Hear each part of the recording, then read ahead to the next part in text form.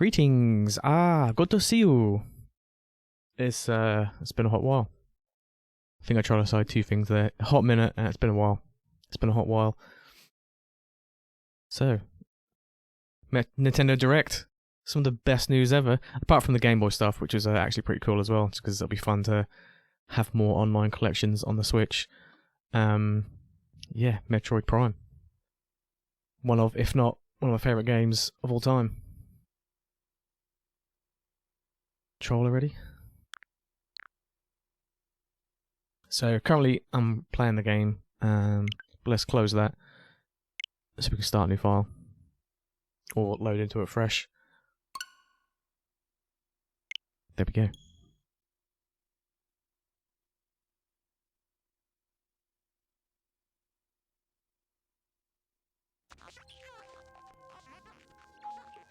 Yeah, tweaked my audio settings before stream. Listened to some recordings and it seemed okay at the time. Hopefully it's still okay. Oh, man, it looks so good.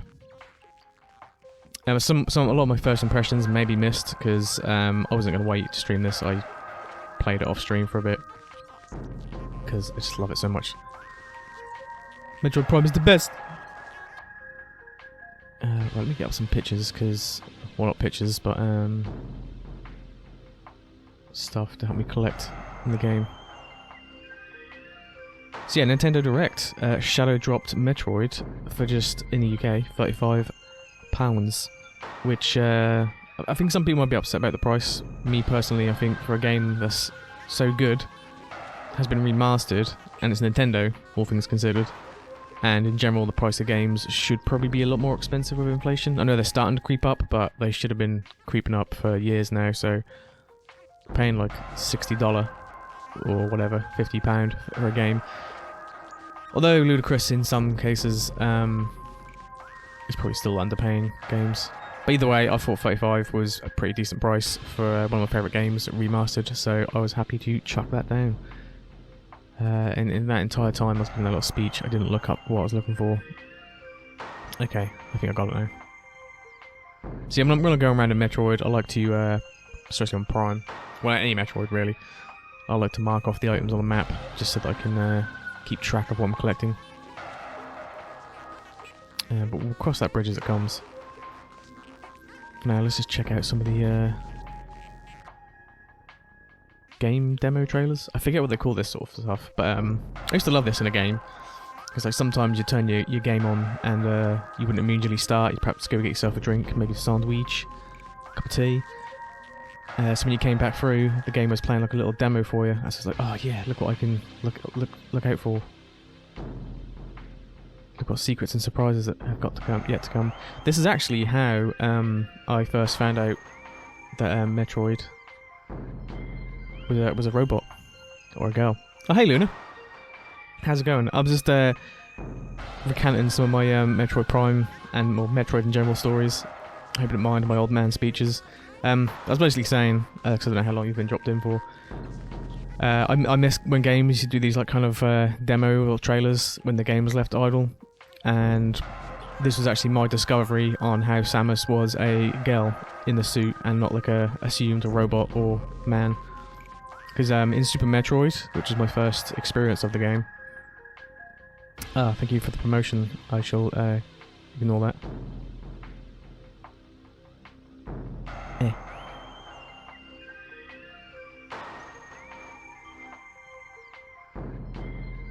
I can mod the spam. There we go. Timed out, and I think it gets rid of the chat.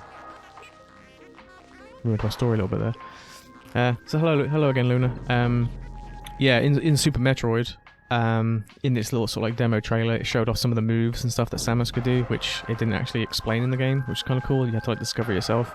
And in one of the videos, there was this maneuver she does where like a energy ball kind of goes around her, and I think in the game it absorbs ammo to replenish health. Like you can trade out ammo power for health power, and the little animation that plays is like a kind of orb where you see the silhouette of her like female form body. I was like, oh shit, the character's a girl. That's kind of cool. So that was my discovery, as opposed to the probably normal way where people would play the game, try to complete it as fast as they could, and slowly Samus would like remove her helmet and then remove her full armor, and you'd seen her in her pixel bikini. Anyway, I think that's enough blah blah blah.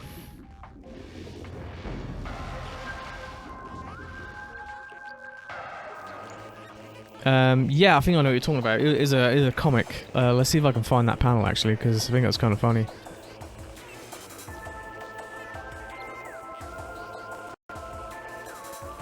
But yeah, I know the one you mean. You don't. I don't know if you see like the face or anything, but you definitely just see the armor and then some bikini clad. So if you're talking Samus comics, she's so iconic that it's just like everything.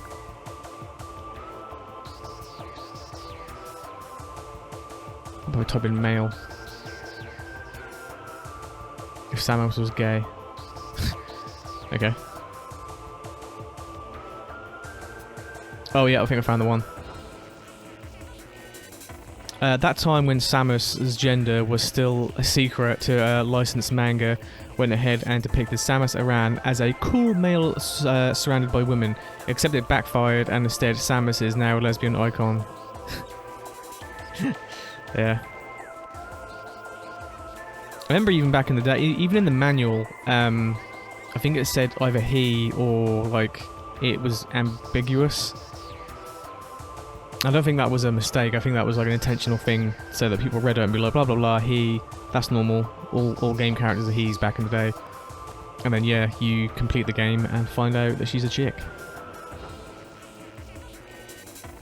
Oh, you found the perfect song to play Genji Ball too? Right, let's start a new game. As you can see, I've already been playing this for like 4 hours because I love the game. Actually, let's see what content I've unlocked so far.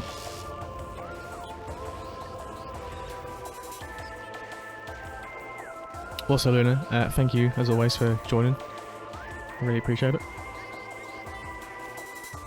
I know you may be more of a Zelda than a Metroid, but Metroid is sweet. Oh my god, Tom! I forgot I have that set up as my subscriber thing. I keep forgetting everything I have set up. But thank you, Tom. Thank you for subscribing. I appreciate it. You don't have to. I do this stuff for free. It's more than enough just to watch the channel. It's all good. But I really appreciate it. It's very kind that people would give me their Prime monies. But yeah, Samus is amazing. Say, I know you're more of a Zelda person, Luna. Sorry, I'm trying to adjust my mic. It's not really going too well. Going back to your nap. I can understand that. I tend to like nap immediately after work now. It doesn't take long to go into full nap mode anymore. Right, so let's have a look. What unlock stuff have we got so far? Oh yes, look at that suit. So good. Some of the you forget sometimes how amazing and detailed concept art is for a game when all you're gonna get is kind of like the outer shell of a character in the end. But yeah, just like all the muscle ligaments and stuff. The droids. I guess these are some of the enemies that I've blapped so far. Man, the artists at Retro has done a fantastic job. I wish there was a like hard copy of the concept art for Prime. I would nail that shit. That's okay. It's I should have notifications. I should have stuff like that happening when I'm playing scary games. That's something I need to look into. It just took me by surprise because I keep, as I say, forgetting what I actually have set up as a notification. The really scary one is a raid because it's like, oh man, what do I do with these people that just entered the channel? How do I handle it? I hope you're doing okay, Tom. I hope life finds you well. Man, this artwork.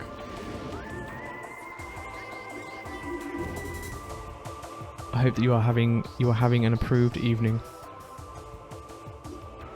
That may sound like a weird sentence, but it's a meme from someone getting like spam ads from someone who probably can't speak English, and it translated it to, I hope you're having an improved evening. Please sub to our game. Okay, I won't spend much longer looking at the art, but it's cool being able to have it now on the Switch. But like I said, if someone can publish a hardcover book of all the Prime art, fuck yeah, I'd get that. I mean, look at this shit. I'd love this in a book just to stick on the shelf and then every now and then sit in my little corner with my reading glasses on and be like, ah yes, this is some fine artwork.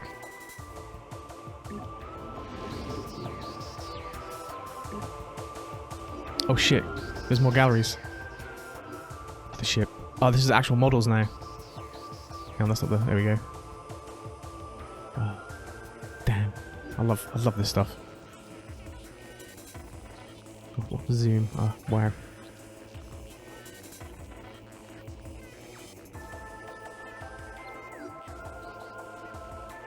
Oh, the full suit.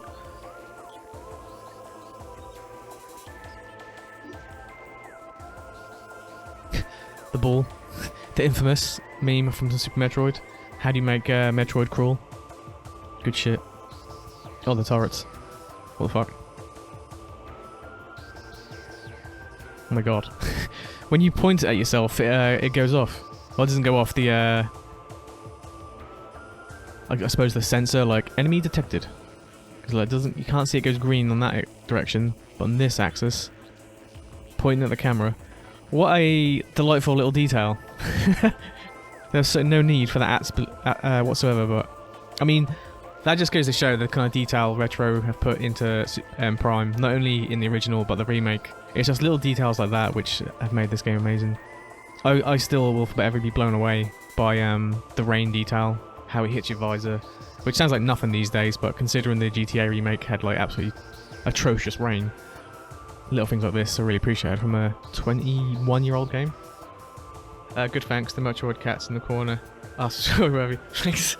Yeah, I love giving them little helmets. I mean, things like Prime, Metroid obviously make it really easy. Just, you know, nab a helmet. Actually, I was really impressed that I managed to, I mean, it's probably not much to someone who knows how to shop, but I managed to kind of alpha out, whatever they call it, transparency, the visor, so you can still see their face. That's my little, like, art win. Okay, I think that maybe enough concept art. Ooh, soundtrack gallery. We've got to have Pendrana Drifts. Where is it? There it is.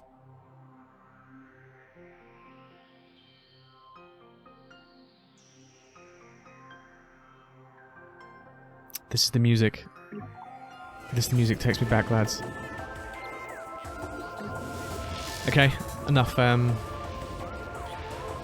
putting off the inevitable now. Let's actually start a game. Unfortunately, I can only go normal, otherwise I would have chose hyper mode. You know, because I'm so good.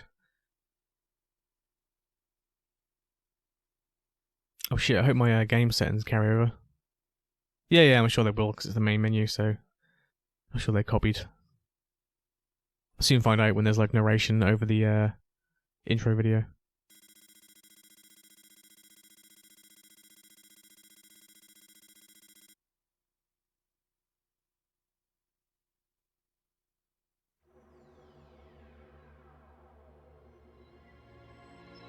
There's no narration.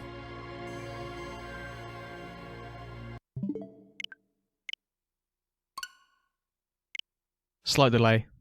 My apologies. Maybe the settings are individual to the file.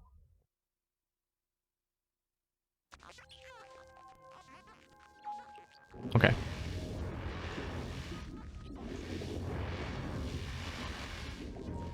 Man, even the menu's just like incredibly high res.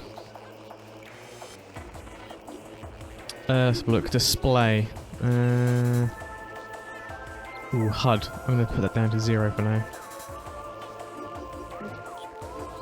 Sound, narration full. Narration was on full. Okay.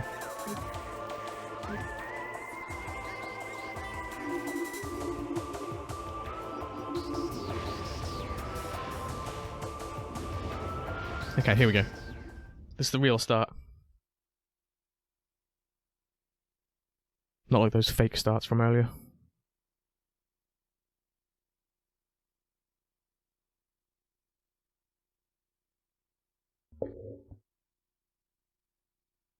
Right, I'm gonna wear my headphones for the game. I usually don't, because then I can't hear anything around me. But I feel like I have to make an exception for Metroid. Be careful with the cable. Don't do the classic stand up and yank my head off or anything.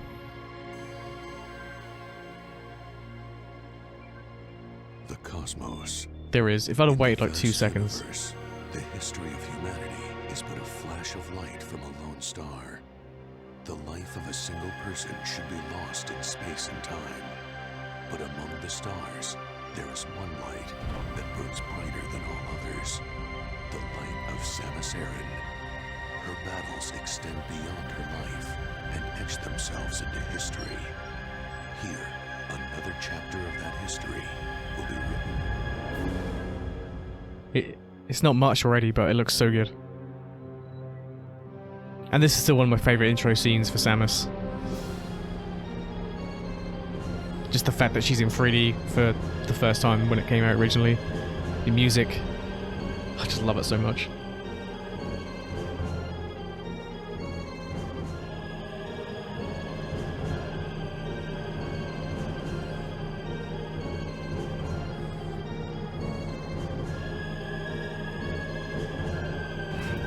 And the iconic save noise as we transition to the Samus view. Or first person, you know.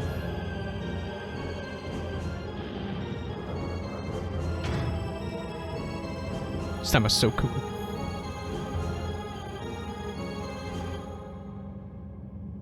Here it comes.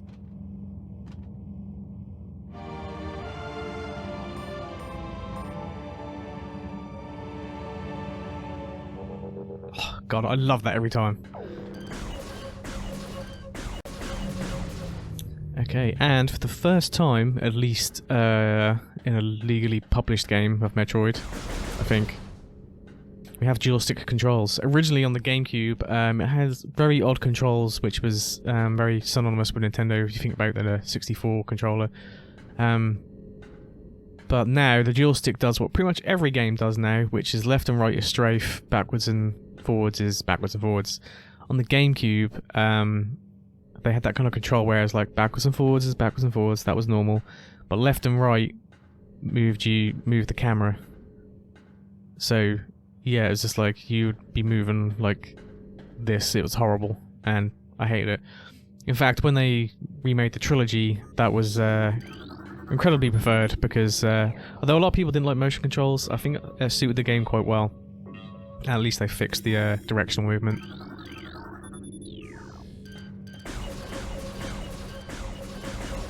But now we have a full dual stick, so same as you would any first-person shooter game these days. Movement and camera, and it works wonderful. You still have your lock on if you need to. Which I can't think I can lock onto anything now. I mean, I did a second ago, but... Let me in! It's also incredible, just like, I mean, just literally everything. This is, as I'm sure a lot of people are aware, if you saw anything to do with, sorry to throw shade on it, but the GTA Definitive Edition, they just used AI to upscale everything. We all saw the pictures, they were all hilarious. There was the, I think it was like a garage, which had a big, like, nut, you know, like nut and bolts on the, as like a, sign on top, you know what I mean, like a big 3D object on top, and the AI smoothed it out, so it was just a donut shop instead. But yeah, this you can see, even if they did use computer AI, they either did it painstakingly long to make sure it actually looked properly good, or they did it all manually. I'd like to think, knowing Retro, they did do this all manually, and it really shows just the different types of lighting effects, textures, everything, models. Some people have been complaining about the doors. I don't know why. I don't know if those complaints have been how the doors look or the functionality, but either way, it's not a complaint I've noticed. I feel like I'd need it pointed out to me. Recorded to logbook.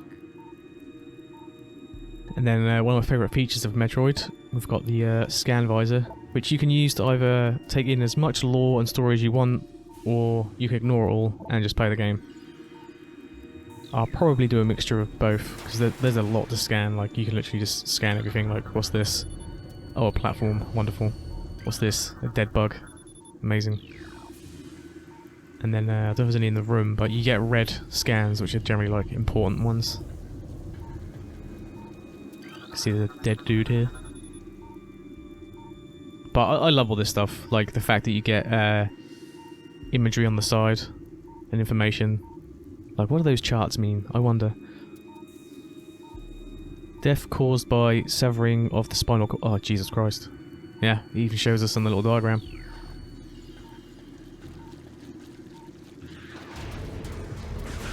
Ease up, lads.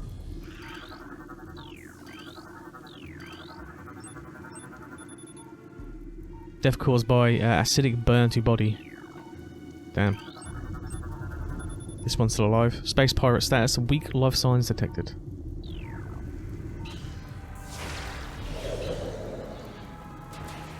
Now that may have seemed very cruel, but did say pirate, so. Anal sphincter. Tail sections possess a mouth-like orifice, most likely used for birthing offspring. Ew. Right, there's a lot to scan this game. I may just go for like main scans, I guess, like enemies and lore. Scanning everything may detach from the game a lot. We'll see. I've already missed a shit ton.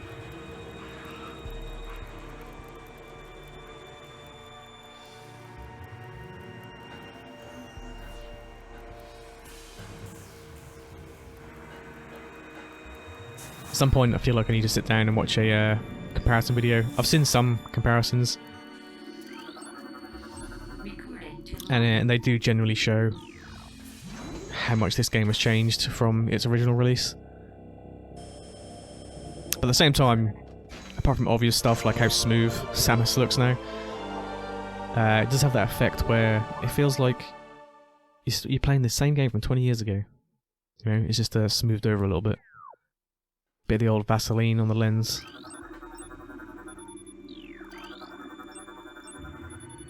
Oh well. Talon 4, ground zero area secure. Crater radiation readings are normal. That'll do for that. Yahoo!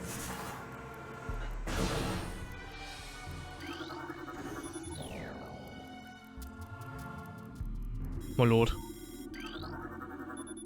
I live for every cutscene just to see Samus's full model. It looks so good. I mean, her model looked amazing for her first time debuted in 3D.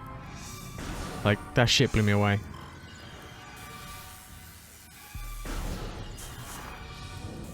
Because oddly enough, I didn't think too much of it when Mario jumped into 3D.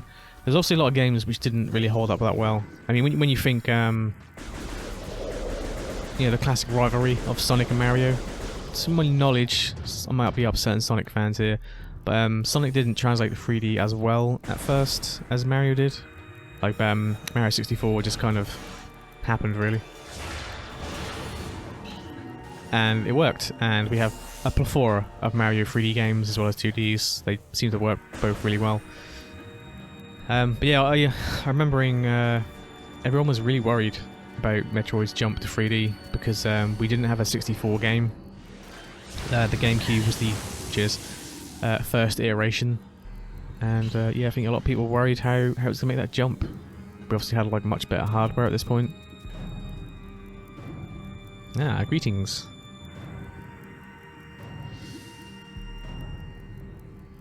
I mean, I know it's not gonna be that great for a Switch game, but the details do look really good.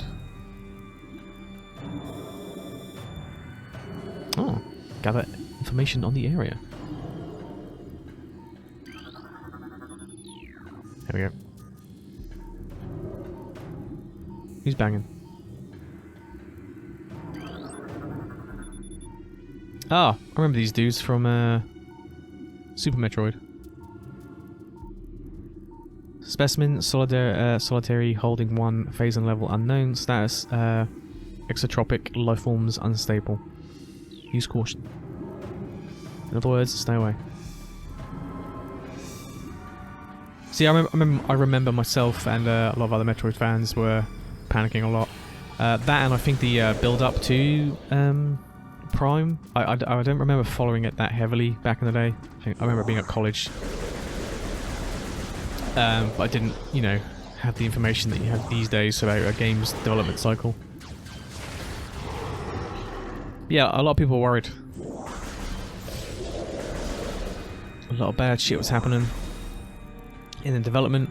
I think almost as crazy as Metroid Prime 4 is at the moment. Like, that's got a lot of stuff worrying about happening. Yeah. But in the end, it was fantastic. Could not have been happier.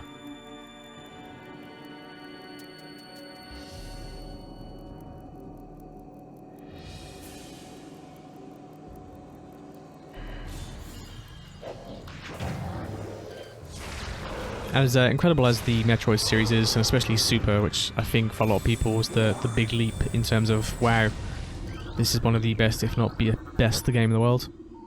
I'm always going to have a soft spot, I think, for Metroid Prime, because I played a little bit of Super, but I never actually played it all the way through myself. The game, in a way, was ruined for me, because I didn't know what the game was at all. My brother had borrowed the cartridge from a friend back in the day. So I just booted it up one day, saw a save file, loaded it, and basically played the end of the game and was like, oh, well that seemed kind of cool. Although I don't think it was much of a ruin, just probably not the best way to... Whoa, don't shut me out, don't shut me out! Okay. Probably one of the best ways to play a game. So in a sense, Prime 1 was my first ever Metroid game. And what a first Metroid game.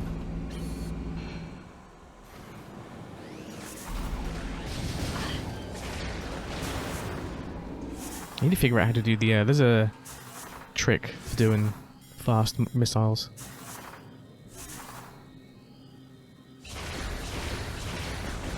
Okay, I figured that out.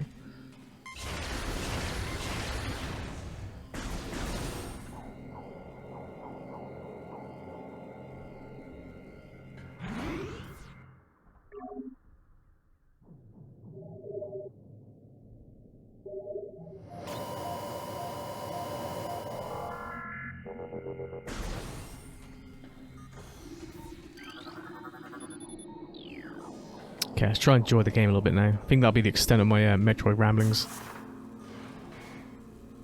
But it's hard not to. This, I think, honestly, may be one of my favourite game series. And this, possibly my favourite game. I've actually played this game a decent amount recently. Just because I've been playing a lot of fun with the Steam Deck and emulation. And the Trilogy game plays really well, especially with the Prime hacks on the Steam Deck.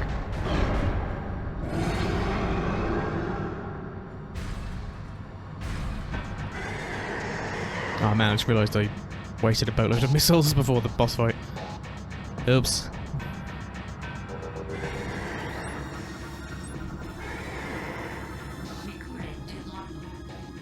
I like how big bosses take a little bit longer to scan, just so there's that like initial panic of retrieving the information before they attack. A new creature has been loaded. Morphology: Parasite Queen, Parasite Female. Genetically enhanced by unknown means. A weak spot has been detected in the creature's mouth. Usual auto-targeting to acquire this new target. Scans indicate the presence of a potent mutagen. Origins unknown. Creature exhibits the ability to fire weapons-grade blasts of energy from its mouth, a trait not present in the standard parasite genome. It appears the pirates have begun a bioengineering program with considerable results. Damn it. You may see me go into ball mode a lot. I think when I set up the controls on the Prime hack, I used a very different method. Yeah, I ran out of missiles. That was stupid of me.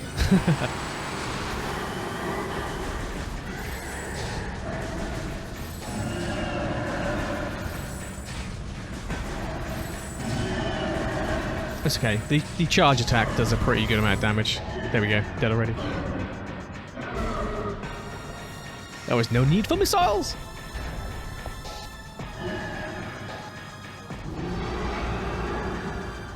Pro tip for anyone that may go back and play Super Metroid against, Evacuate immediately. I want to say Kraid, but I know it's not the enemy I'm thinking of. Quagmire.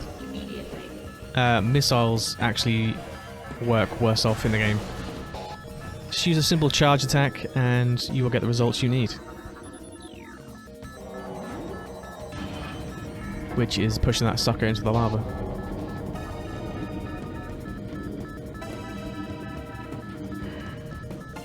The boss moves its hips like Shakira. Shakira, Shakira. Well, it's dead now.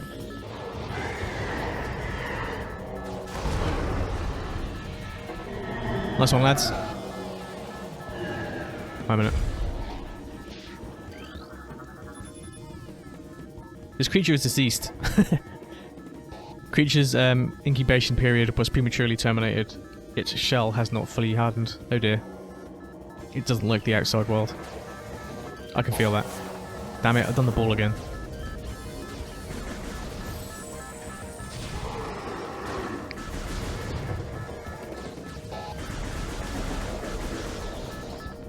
So yeah, defeating the boss was all smiles and sunshine because it's dead now.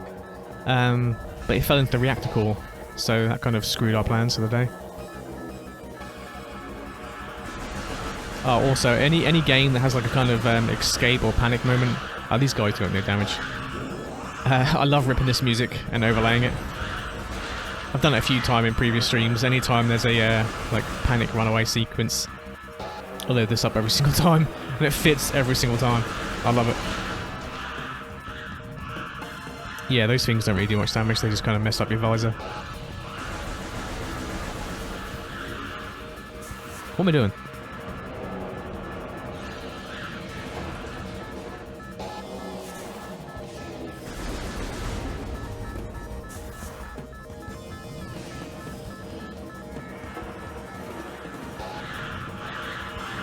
See that, boys?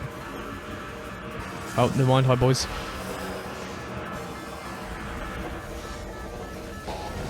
Oh, no.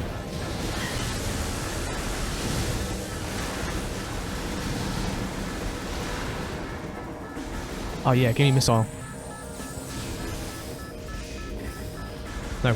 Open. Please.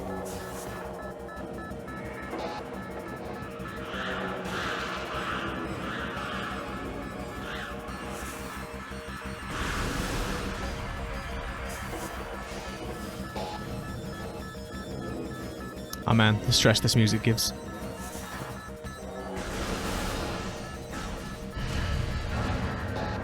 Nice try, game. I know your tricks.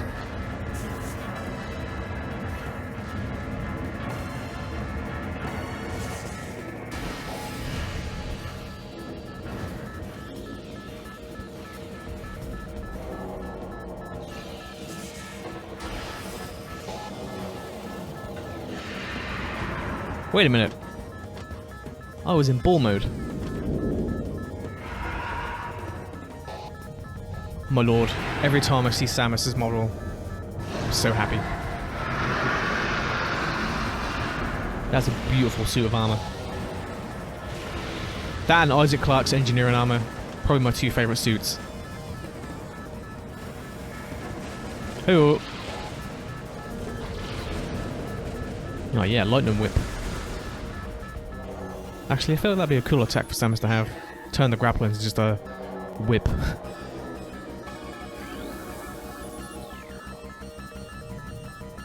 Oh, here it is. The Metroid meme.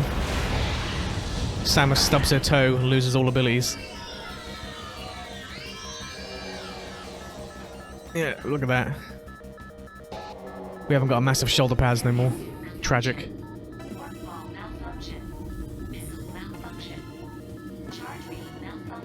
Man, no ball, no missile, no charge. What's left? Actually, I feel like I might use my scan still. Nope. God damn it, Scotty! Depressurize faster. Oh man, we've got 3 minutes to escape. Let's take it all in, shall we? Get a few more scans. There we go. Take in some of this vital information. Hang on, there were scans here earlier. Oh well. Get out of there, it's gonna blow!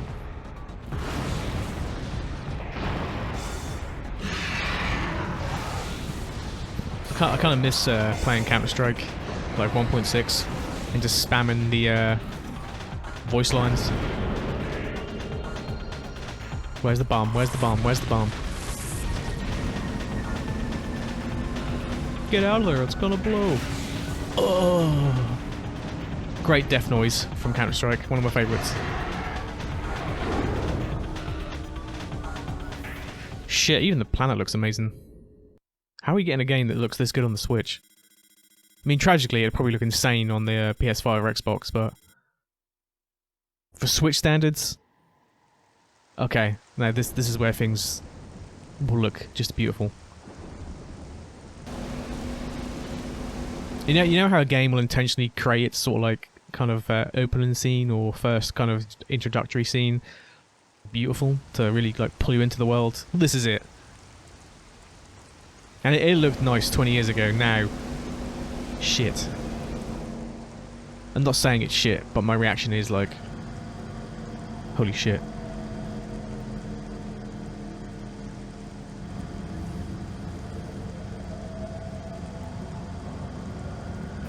And again, the gamer brain takes over, and sometimes you look around thinking, this is what it looked like 20 years ago. But you watch those comparison videos, and now it doesn't look so good. I mean, it still holds up. Honestly, I could play the original still, and I think it looks like a nice game. But this does kind of piss on it a little bit.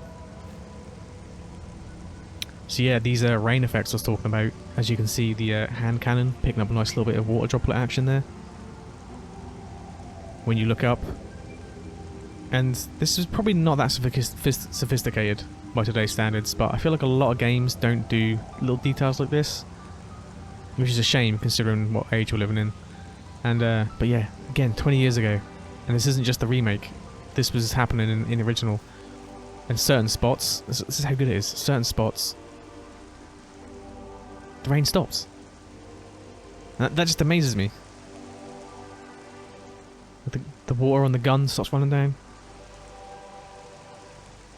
20-year-old game, and this is the kind of stuff we had. Blows my mind. And this is why I love Prime so much. Retro honestly poured their heart and soul into this game. Oh wait. I want to scan my baby. Hunter class gunship registered to Samasaran. You can return to your ship to recharge energy, reload weapons, and save progress in the game. That's awesome. I wish a lot of games had that, just like a hub you can go to. Hang on. Greetings. New creatures in the logbook. Morphology: Beetlejuice. Borrowing insect with a resilient carapace. Carapace, that's his body, I think. Extremely aggressive. This insect's massive mouth enables it to tunnel through solid rock at high speed. Above ground beetles can cover short distances rapidly. Cover short distances rapidly. They attack anything that moves near their lair. Welcome to my lair. Well, no, he's dead. Oh, if I could crouch, I was going to teabag it. Sorry, Samus is a girl. Clam slam.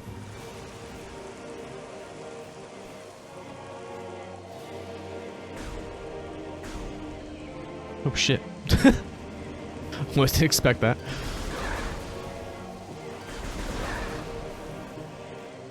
Right, where do we go first?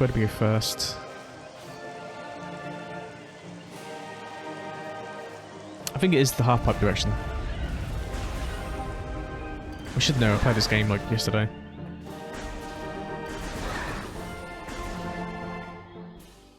Let's see.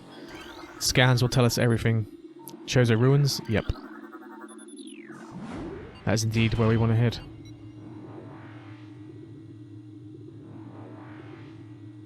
I love the item room music. I don't think it sounds as good as Super Metroid. It's still nice, but the Super Metroid version, I think, maybe it's the sound font of the Super Nintendo, but I love it.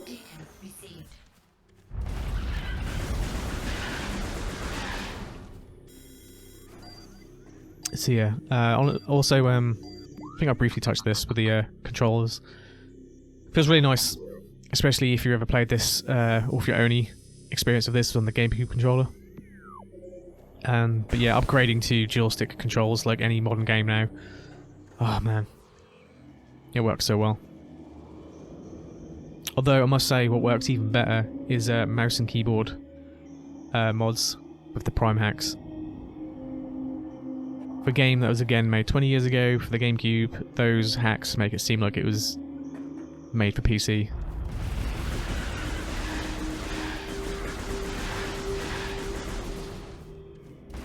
Probably a lot of people's preferred way to play the game, actually. Mouse and keyboard mod. With it, of course, being a first-person shoots. Shoot!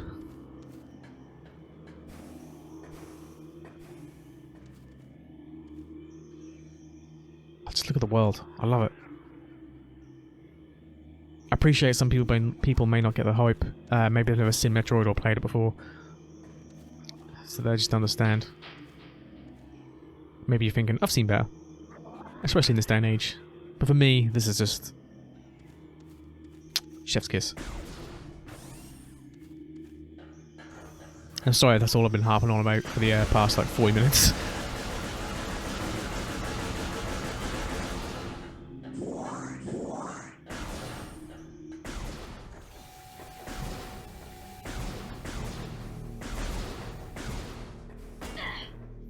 What hit me?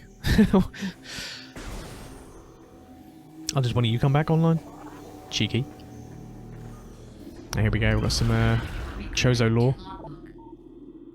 Chozo script translated. Many long years have passed since we Chozo first took root in this land. The passage of time has always been a source of fascination to us. It is the belief of many Chozo sages that the truth of the universe hide within the tumbling currents of time's flow. Even as we search for answers here, however, we find illumination in others, unexpected places. We know not how the ability has come to us, but recently many Chozo have begun to sense things beyond the realm of ordinary perception. Strange sights and inexplicable sensations flood our minds, filling us with visions. Are they just taking drugs? Just eating the local fauna. Whoa, dude. We take this growing ability to be a sign of our burgeoning harmonization with the infinite. Perhaps finally the universe's secrets are becoming known to us. Yeah, it does sound like some hippie talk, I've gotta confess. Sounds like Bubby's first joint.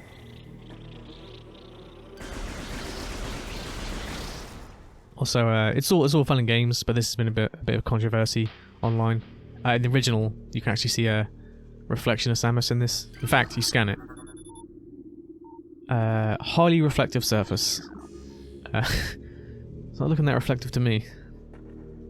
Maybe it's because we're looking at this through the eyes of a 20-year-old game. This hasn't been polished up.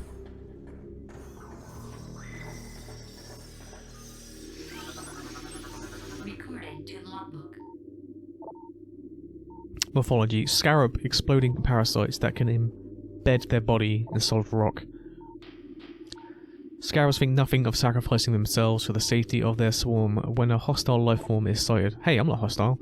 And then again, Samus does kind of nuke planets on the daily. They block the progress by embedding themselves in floors, walls, and walls. Embedded scarabs are violently self-destruct when friend. What's that one doing? We've got a special interest on that one now. Ow.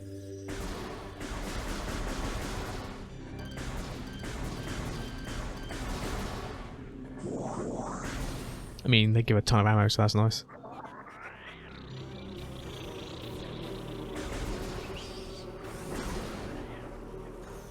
Oh, this is one of my favourite comparisons. So, in the original, this whole area is just kind of lit up. You know, the GameCube back in the day, I don't think really had the technology to create separate light sources like this. So, the whole hallway is just like lit in pretty much broad daylight. Now, it's actually kind of dark and dull in this section. And, as you can see, this little fella, a plasmite, small insect capable of storing and releasing thermal energy, attracted to sources of heat, thriving off the energy present there. They emit light when hunting and will expel small bursts of thermal energy when threatened. Like this. Pew! Oh, what?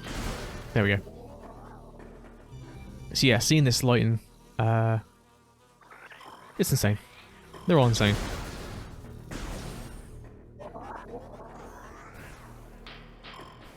Oh, here we go, boss fight. I may actually turn up the HUD for this, just because it's handy to have a sight of the map. There we go, I'll do. Oh no, not my missiles.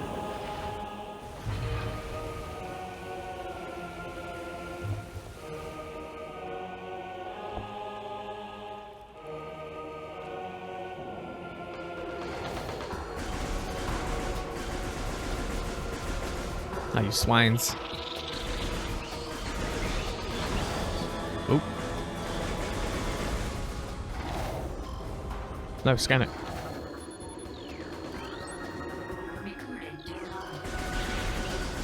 Again, I'm not going to get too many of the scans. As I say, I've missed a boatload already. But I do want to try and get some of the bosses and stuff.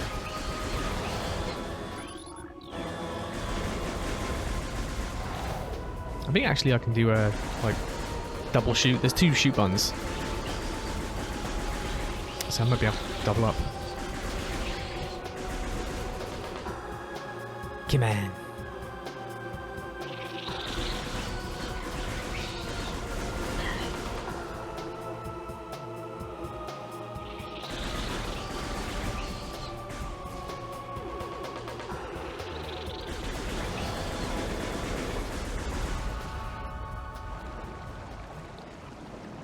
Okay, maybe you don't need to double up on shooting if you got a good trigger finger. Although,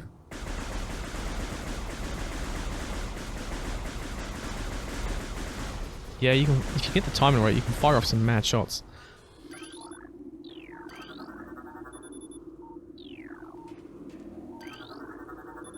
Here we go. Missiles back.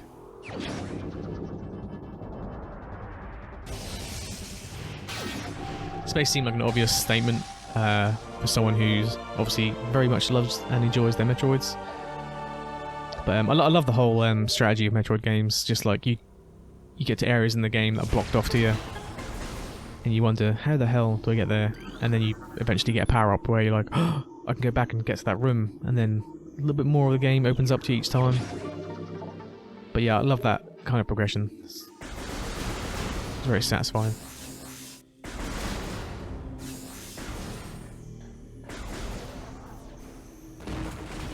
Who goes?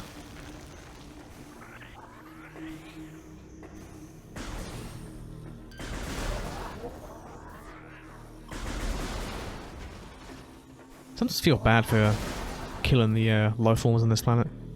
they're not really doing anything to me, just kind of in my way. Apart from shits like these, I mean, even on Earth, wasps are severely hated. They bring nothing to Earth.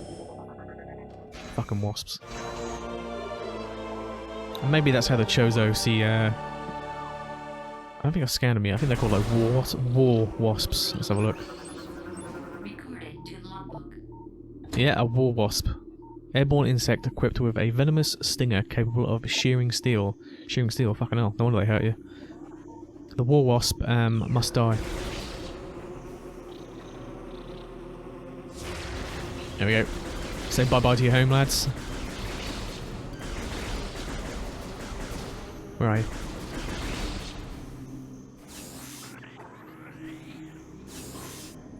Oh damn, how did I get up there before? Oh, that way obviously. Okay, let's turn that HUD down again because I kind of enjoy not seeing it.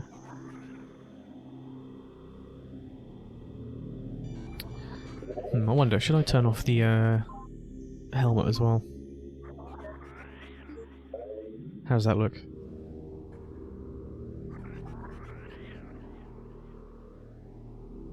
I kind of like it. of gives me Dead Space vibes. Even though Dead Space's HUD is kind of built in, and now I have no HUD.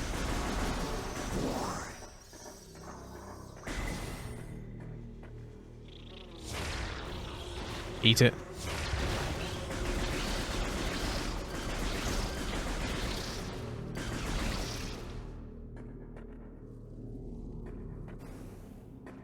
I think this is a save room. Yeah, don't need to worry about that really.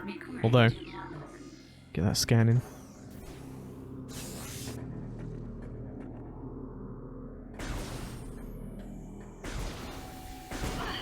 Ow. Just touching, yeah, touching the eye hurts somehow. It's a very potent eye.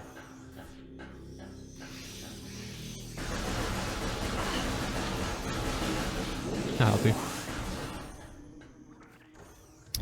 So yeah, the standard Metroid formula. As you may have noticed, or I suppose the first time you ever play this game, you may notice and scan this door and see that it says blast shield on door. Blast shield is invulnerable to beam weapons. Explosive weapons may damage it. And now, oh shit, I've got an explosive weapon.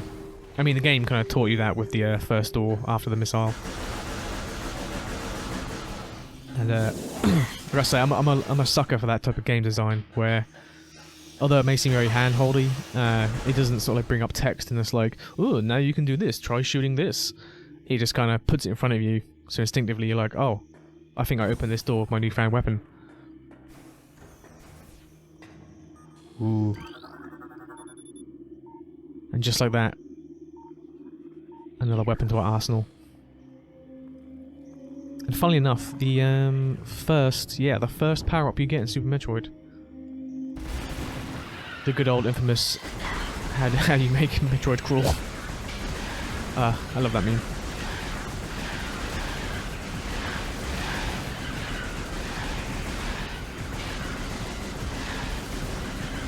Hello. Yeah, nice little dance.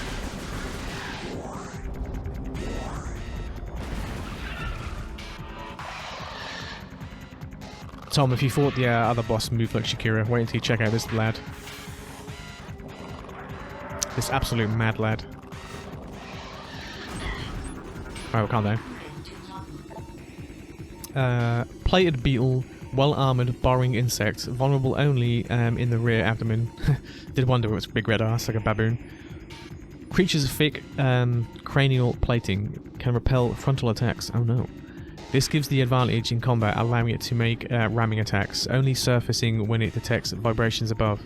It then maneuvers itself to away facing its rival, keeping its exposed abdomen protected. Oh, we'll see about that. Yeah, sucker. Dead on arrival.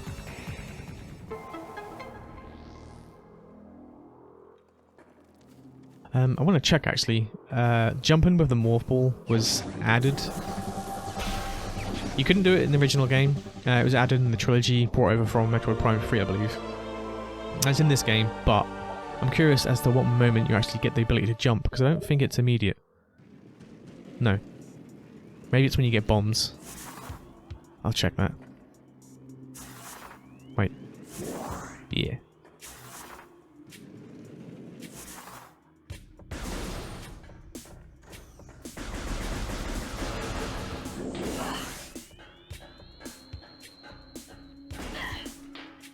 It's okay, Samus, don't worry. It's just a tiny beetle. Nah, you're right. Whatever you're selling, I ain't buying.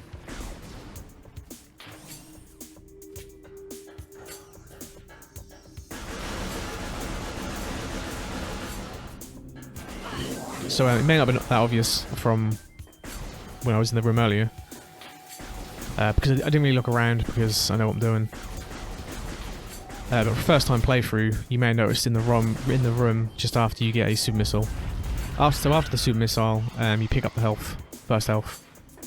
Oh, that reminds me, I haven't been knocking stuff off on my diagrams. 1 second. Oh no.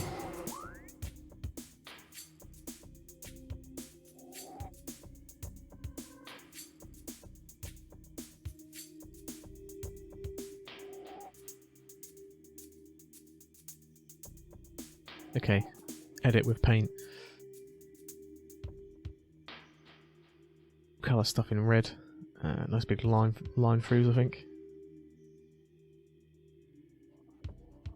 So in Chozo, so far we have got the morph ball, knocked that off, and we've got the map, got that missile, got the hive mecha, yep, do that, and we've got the health. Okay.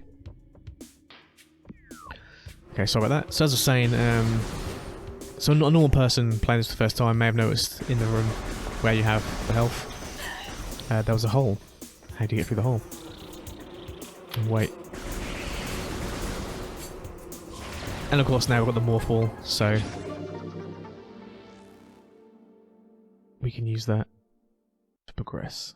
So yeah, I will stop pause occasionally just because I want to mark off what I'm collecting.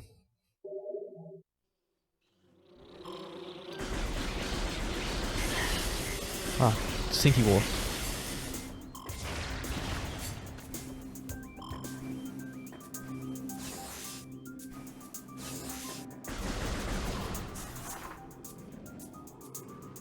Oh yeah, I don't have the ability to jump or bomb, so I can't get that yet actually.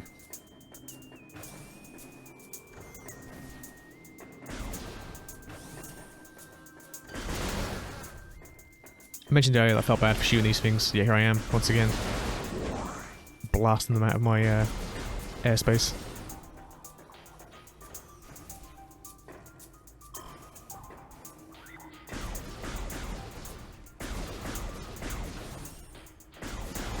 So yeah, there we go.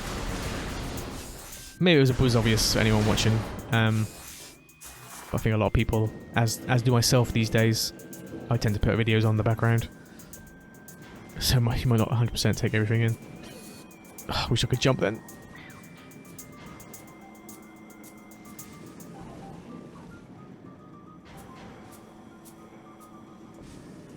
So really I've played this game quite a bit and stuck it stick hard, but those little morph ball sections, it's got to be said, it was really clever how they managed to integrate those like kind of 2D sections in the game to still allow you good old morph ball fun and morph ball puzzles.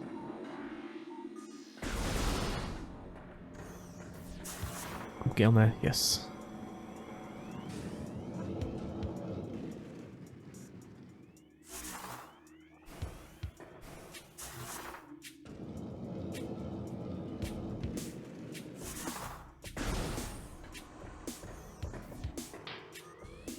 Here we go, some more Chozo lore. Translated, the future is a vague thing, ever changing and always in doubt. Even if we Chozo could gain the ability to foresee the future, it would be a hollow gift, for we could never hope to control what has yet to occur. The fountain is an example of this.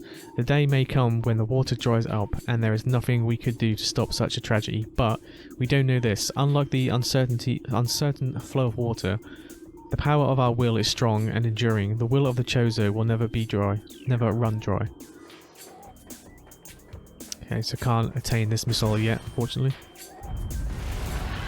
Bye boys. Peace out.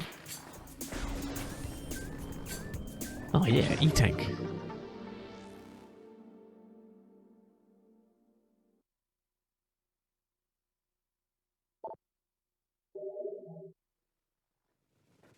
Okay, despite playing this game a fair bit, occasionally, right? Occasionally I do get to a section where I forget briefly where I'm supposed to be going.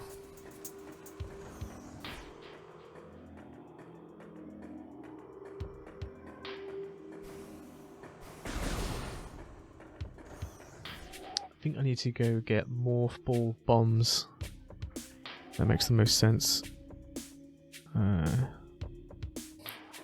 Okay, yeah, I remember now.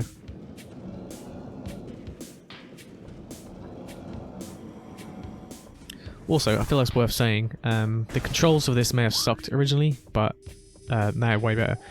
3D maps can sometimes be a bit of a bastard, especially when there's like multi-levels. In fact, the phase on mines kind of sucks because things are a bit stacked, but I think these earlier maps are easier to follow. But yeah, these maps are a godsend. Metroid's always had map. Well, not always actually. I think it's like Super Metroid that first gave us a map. And yeah, I love having maps in games. It's nice to be able to see what you have and where to go. For me, that just like adds to the adventure. Right, so we can't go this way.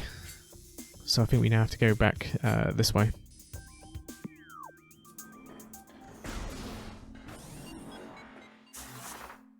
Wait, how do I... Oh yeah, oh man, I was where I needed to be. That's what I mean. My brain tries to remember what I think I know. And by doing that, I tend to ignore the instinct or the way the game's set up to be like, hey, come this way. So yeah, after that health power-up, I should have just gone forward and back around.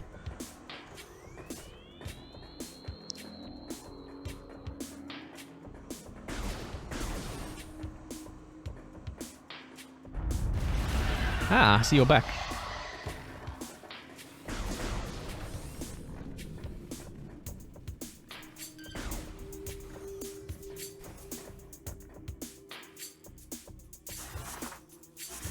I will never stop thinking that button's the missile button. I think when I played the Prime hacks on the Steam Deck, I'm pretty sure I set up the Y button, or maybe X on PlayStation. Xbox. That was my missile button, so instinctively, at least to me, I keep pressing that button for my super missiles. But that's simply not the case.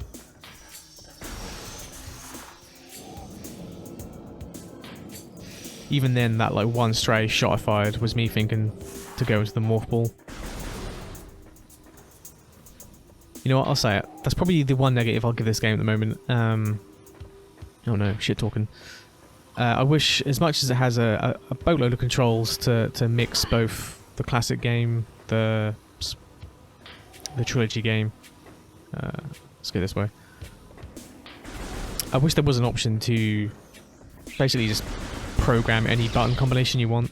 So if you want to change the button layout around. Obviously, we all know that is... seeing Samus's face. I'll always love that. Another great detail.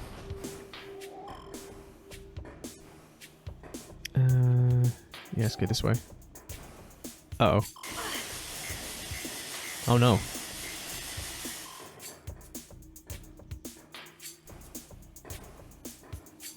Yeah, that's probably the one criticism I'll give the game thus far. I wish they would have allowed the ability to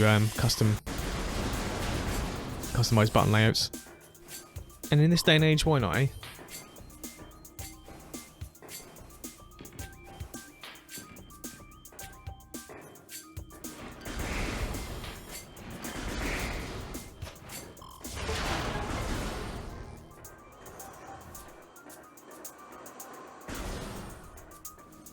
I'm not sure why, but I really like this room. There's something about the layering and the way you kind of travel up to the top area. It's quite nice. That was poor aim.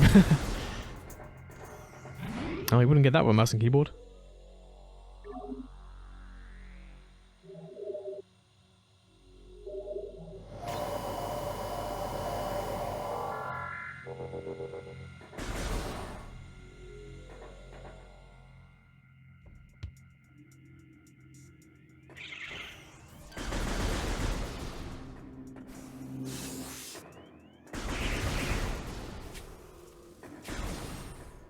Damn shrink shrooms. Damn stink shrooms. Which I don't think I've scanned yet. All those bats, actually. Blast cap. Now I would have called them stink shrooms. Volatile chemicals within this weed's toxic fungal cap may explode if agitated. The poisonous flesh of the blast cap helps keep it from being eaten. It also detonates its fungal cap when it senses even slight contact. So basically just freaks out.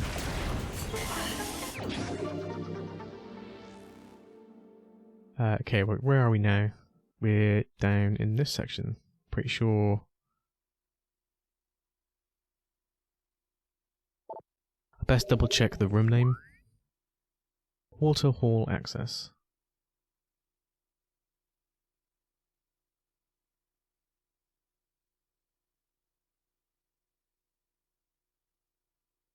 Okay, yeah, there we go.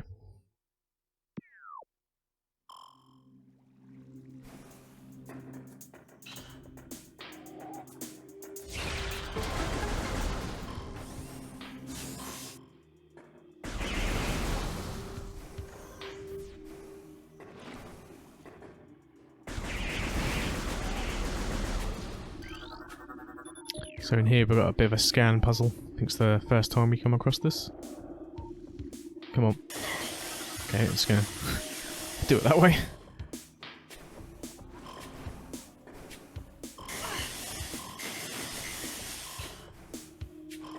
Okay, clearly my 3D platforming needs work.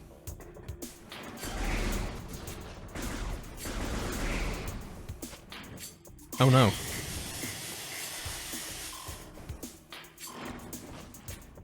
I'll come back for those boxes. Although... yeah, grab that health, which I shouldn't have lost in the first place.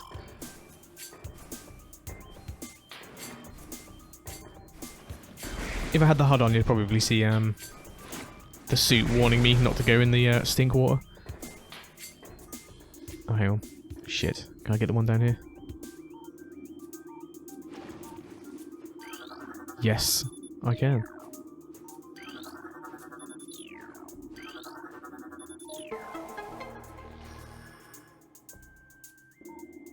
I'm trying to get 100% scans in my original playthrough. I'm worried that I won't because there are some cases where I didn't scan a door before opening it up, and I'm worried that that counts as like a missed scan. Ooh, more Chozo lore. Recorded to logbook. Disaster struck suddenly. We had a vague, dark foreboding, and it became truth. A meteor appeared from nowhere, casting a dark shadow of debris over the land. With the violence of its impact, its destructive force sent the fallen stars burn itself out rapidly, and the incident, I should know that word, it's part of my job, should have faded into memory, but the meteor brought with it corruption. A great poison burst forth into the land, a strange energy that clawed a natural life with a ferocity. That strange negative energy emitted from the meteor, expanding to encompass Talon 4 in a night, or as a spider weaves its web. Okay, so that was a bit of a poem, and I butchered it. On the plus side, charge beam, and we love a good charge beam.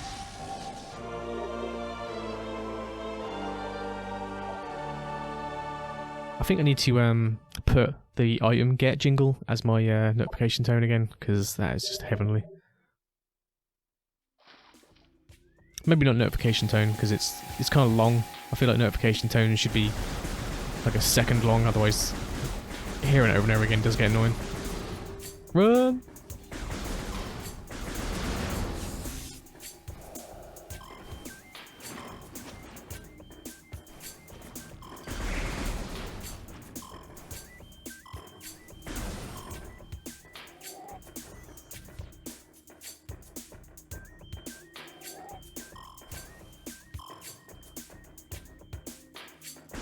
Okay, so we have charge attacks now, which is good.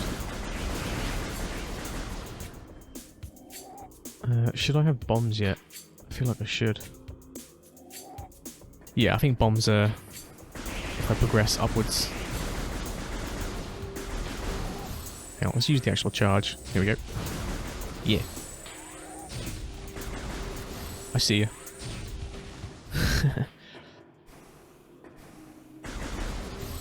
And also amazing use of the charge beam. Collecting floating items. Whoever thought that up in the development, absolute genius. What if you're desperate on ammo, but you can't reach said ammo? That seems a little unfair. And thus, charge ammo was born. Or charge magnetism, I don't know what it's called. Also, I got pointed out to me today that you can kind of, oh no, does it work? Yeah, items still kind of come towards you when you turn the scan thing on, but I don't think it lasts a very long time. Oof.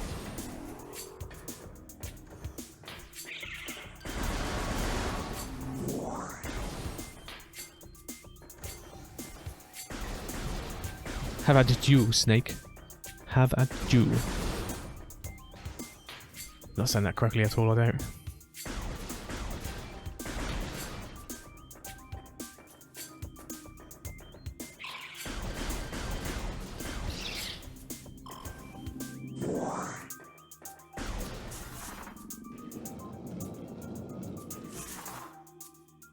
Oh, a little bit of premature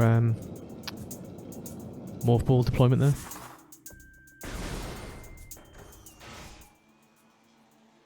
Here we go. Next fight. And next power up. This is a good little jam. I like this. Oops.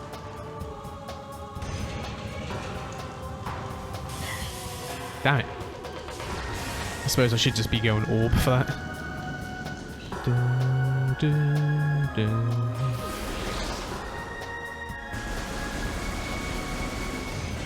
Shame you just can't nuke those canisters.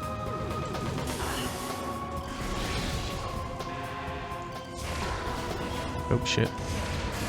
There we go. Let's try, bub.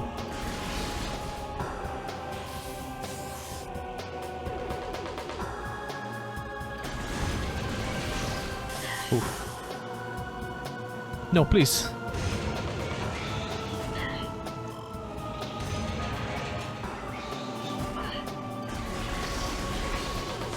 Deep. Pay attention to that.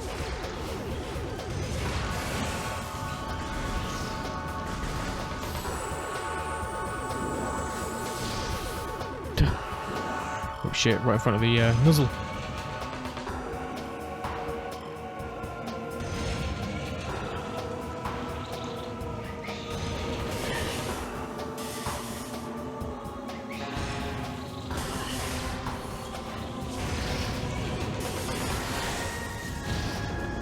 Okay, that was a little bit slapdash, but we won.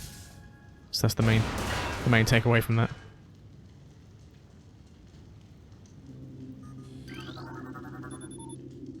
Morph ball bomb.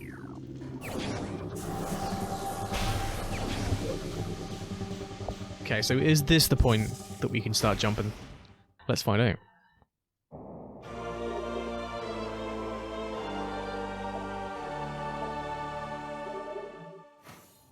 It is.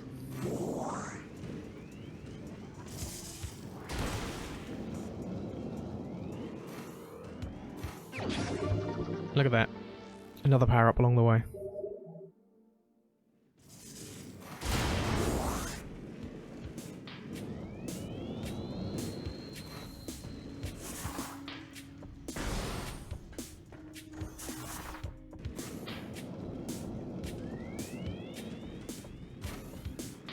I'm glad they included the spring ball. I think it's its official term because it's in Metroid Super. I'm glad they added it into this game because it does make traversal and just doing stuff a lot nicer.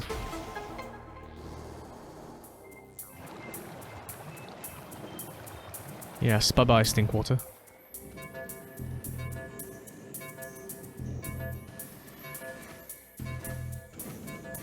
Look at that. So smooth. Didn't even have to leave the safety of the ball mode.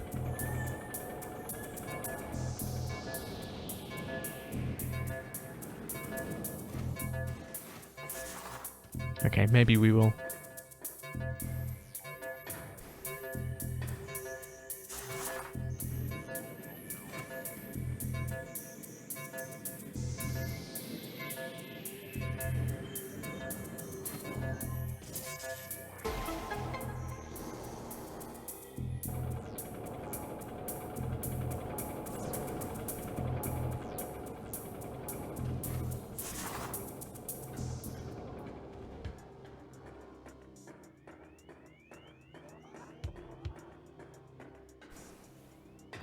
Okay, cool.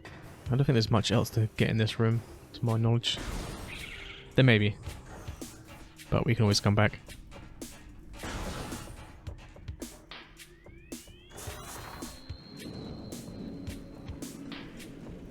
I think this might just lead to a power-up and that's it. Yeah, E-Tank. which I think I'm in the right location, but let me just check on the map. Furnace. Yes, Furnace.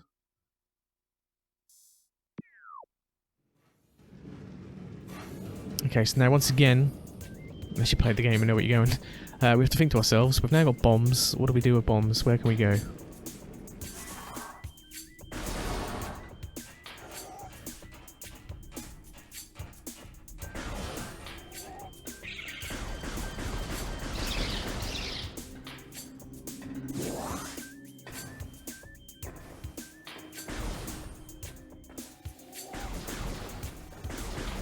There's actually a few places we can go, at least for ammo and stuff. But I think I'll leave that for now, purely because in some locations there's 2 power-ups you can get, but one of them we can't get until further power-ups. So I think it's best if we leave it for now. Now let's check on the map. Okay, yeah, I need to head back through the Tree of Life.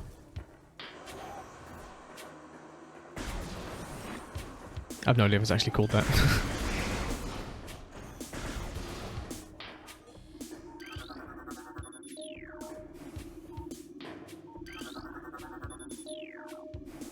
So 1, 2...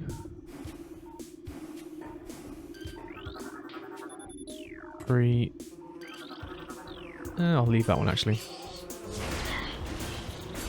Well done. Now you have no home.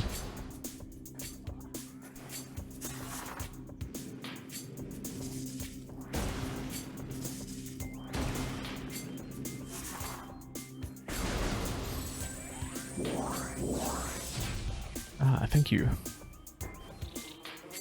I knew it! Oh, again, not the missile button.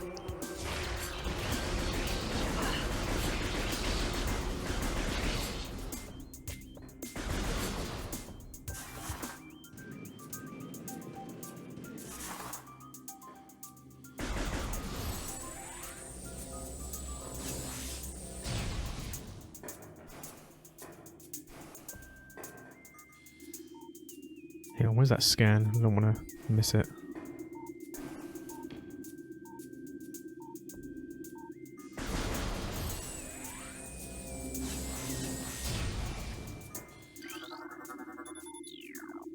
Yeah, so scans like that, I think I might have missed in my original playthrough. So now I'm worried I'm going to get like a 99.99%.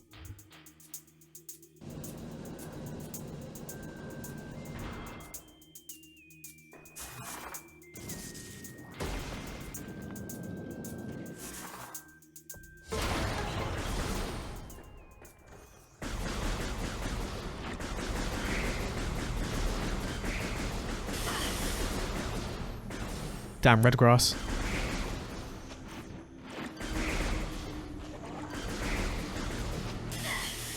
How dare you?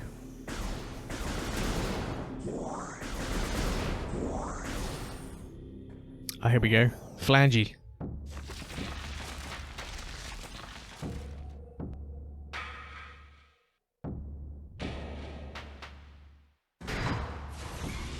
Or Flagara. I think I prefer Flangy though.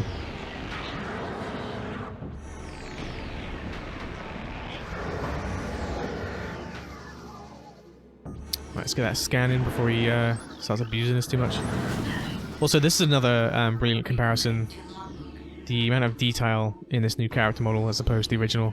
It's the kind of thing where you look at it and you're like, yeah, I can imagine that looking like the original model still, but when you actually see it side by side, man, vastly improved. And it makes it so that I genuinely can't wait to see like other big bosses in the game and see how they've been redesigned or I suppose just like upscaled, HD'd. Flagra. This mutant plant is the source of the toxic water in the ruins. Oh, so you're the cause of stink water. Flagra's growth cycle has been rapidly accelerated. As a result, it requires near constant exposure to solar energy to remain active. This exposure has made Flagra's outer shell thick and durable. Its lower root systems is unprotected and vulnerable. However, exploit this flaw when possible. Concentrated weapon fire can daze it for short periods. Ah, we don't need that. We just need to go bang.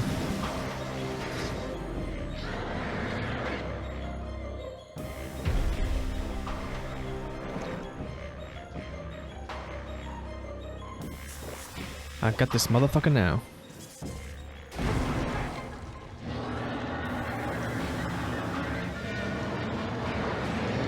And as always, enjoy.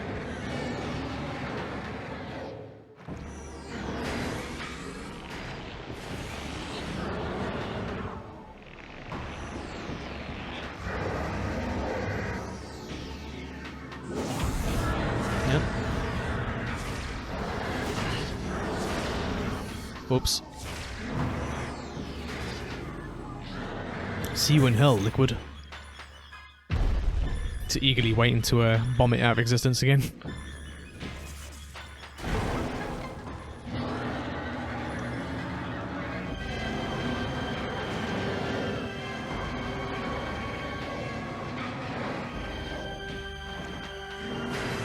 Yeah, being able to missile these like solo dishes from like anywhere in the room makes this fight very easy. I remember actually being quite a struggle back in the day.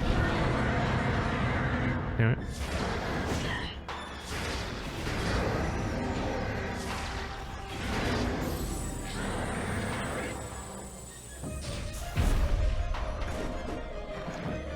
Oof. Just had to sneak in that little hit, didn't you?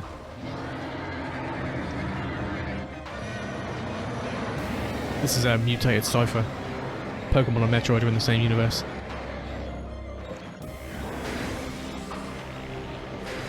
Oh no. I want to get that ammo, but I know I'm just going to be nowhere near it. Maybe.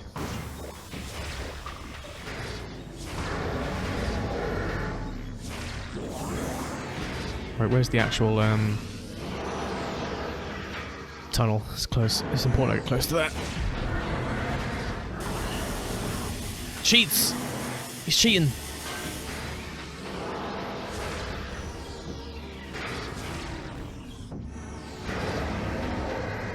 Oh dear. I'll just patiently wait here so I don't get attacked early. And thank you.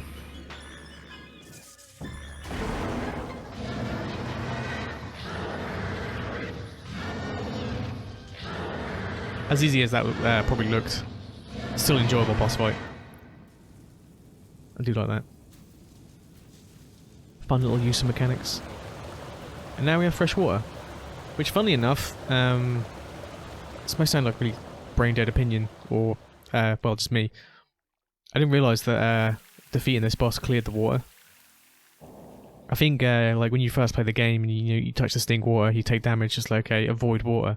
And at some point in the game, I feel like you just kind of forget, you fall into the water, don't get hurt, and then I never realised it stopped hurting me. I just kind of accepted it, like, oh, the water doesn't hurt me anymore. But after my playthrough recently, I actually read the description and I was like, oh, this is causing the stink water. Whoops. Anyway, let's see the Varia suit.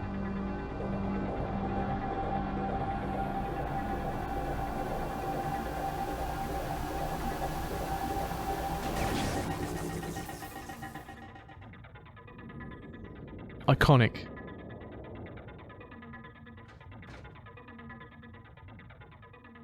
I wish it was normal to have like little green lights on your clothes. I mean, in some places it'll probably make you a massive target, but I don't know. I feel like having that visibility would be nice. And not to target anyone, but just to to be seen. I kind of like cyberpunk aesthetic. It always looks kind of cool. I just couldn't ever imagine wearing it in real life. I just feel like I'd look like such a dweeb. Oh, hang on, new enemy. Recorded to logbook. Pulse Bomu. I love that name. Life form of raw energy. Periodically releases explosive segments. Pulse Bomus are energy beings. Invulnerable to most known weapons. Electrical energy can harm them, however they lack any intelligence beyond a indistinctive attraction to other charged energy sources. Pulse Bomu produce energy constantly. All excessive energy is shared regardless of who or what may be nearby it. So yeah, Bomu can't make me laugh because one of my cats has like little white socks. Instead of calling him what you may expect of socks, We call him Soku. And I love that name. It's iconic.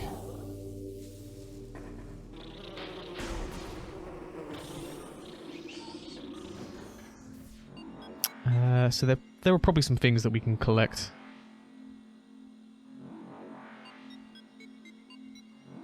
Let me just... hang on, no, let's take the elevator. And I'll mark off some stuff.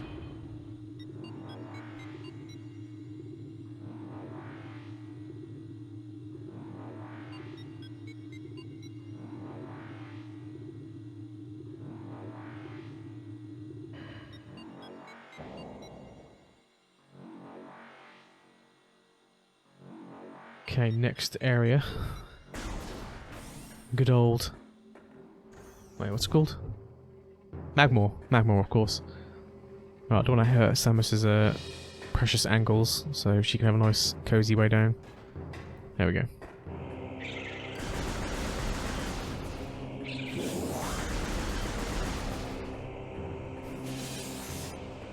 Must remember to scan those guys.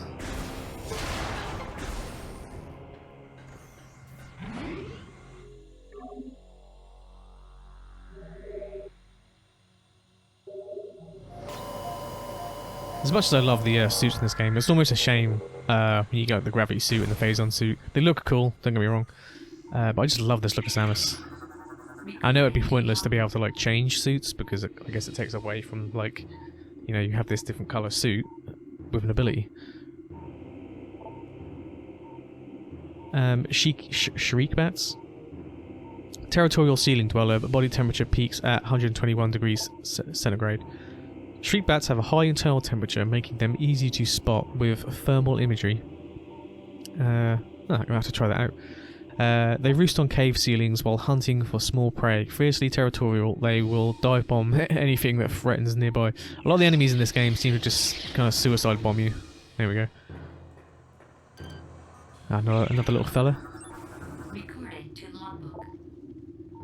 Grisby. That's a cute name, whoever named that. Subvolcanic carrion feeder. Carapace can be breached by missiles. The Grisby's carapace has been fused together by superheated air. Damn. This barrier stands up to everything but concussive blasts. Its intelligence is limited to instinctive scavenging patterns. In other words, it just kind of follows a set path. Oh, you little shit! Right, I was gonna let you live. You guys can live.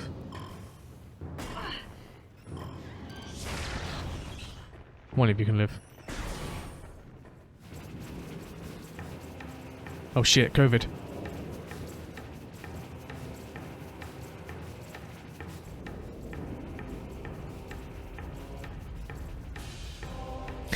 Check out those stink sprites. Oh, hang on, let's take care of this demon first.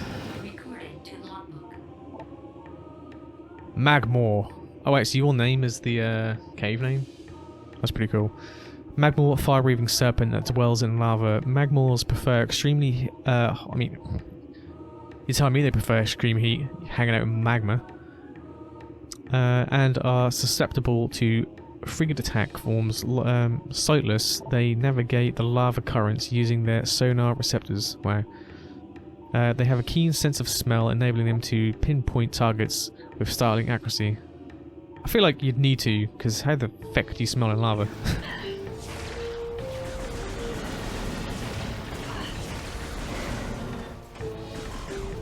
Okay, yeah, so here's my joke. Those things are COVIDs, and I am the COVID vaccine. There we go.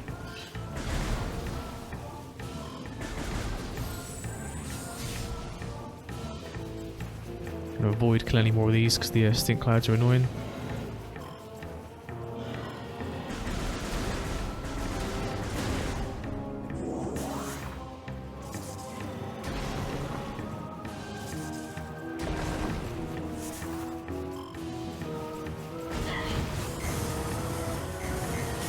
Ouch.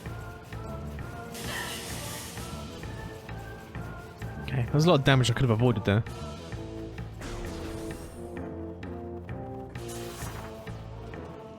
Hey, see ya.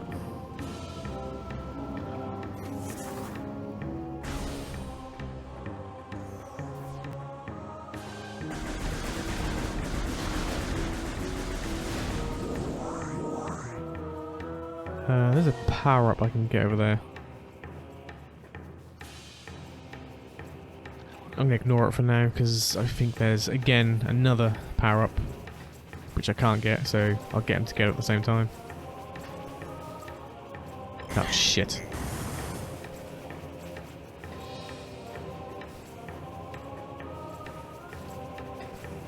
Can't wait for that double jump. My word. How am I screwing this up so bad? Okay. I was jumping way too early.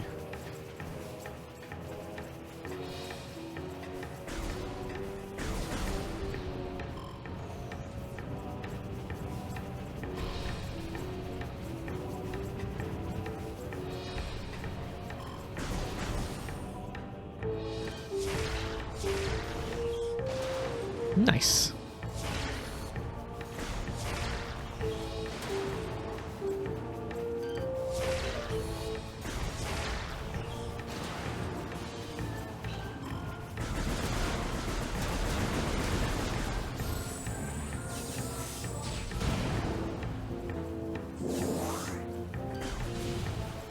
Take that, stink cloud. Alright, there's another. There he is. Kaboom.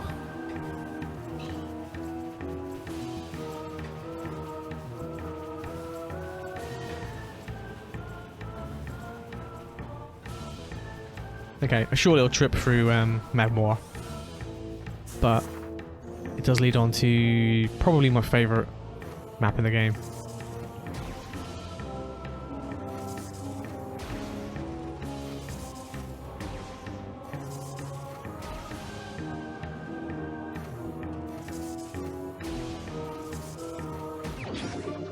Nice.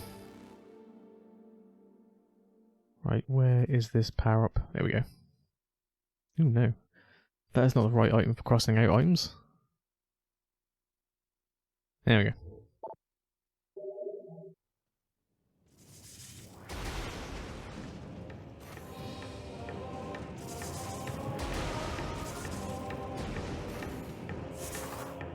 Oh wow, look at the rock formation.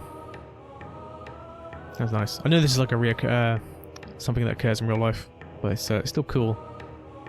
It's still a cool environmental thing to see. Here we go. Pendrana Drifts. Even though this place is like a winter wonderland. I mean, calling it a winter wonderland still makes it sound appealing. Even though this place is like a harsh, frigid ice demon land. The music makes it all worth it.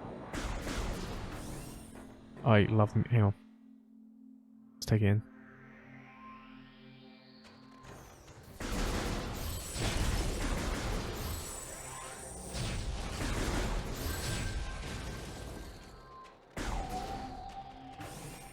We'll get a nice little introduction cutscene for this.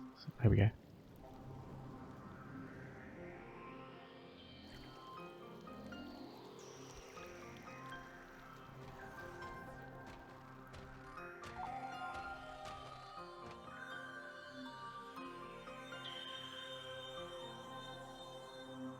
I do love it here. Nice.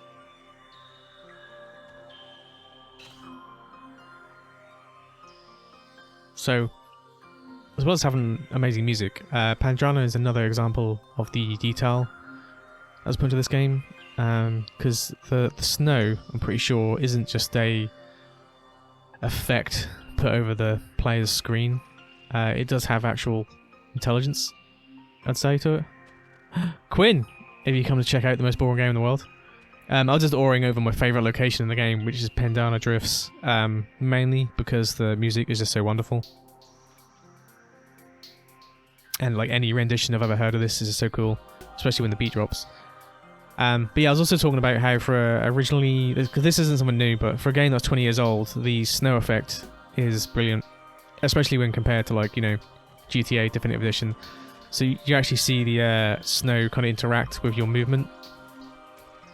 And it's not just a filter, you know, just like put over the player's view. You know, like some of the flakes appear bigger as you get next to them. So basically, this area feels like it's actually snowing, and it is beautiful. And it doesn't feel like a shitty filter put over your like character's eyes.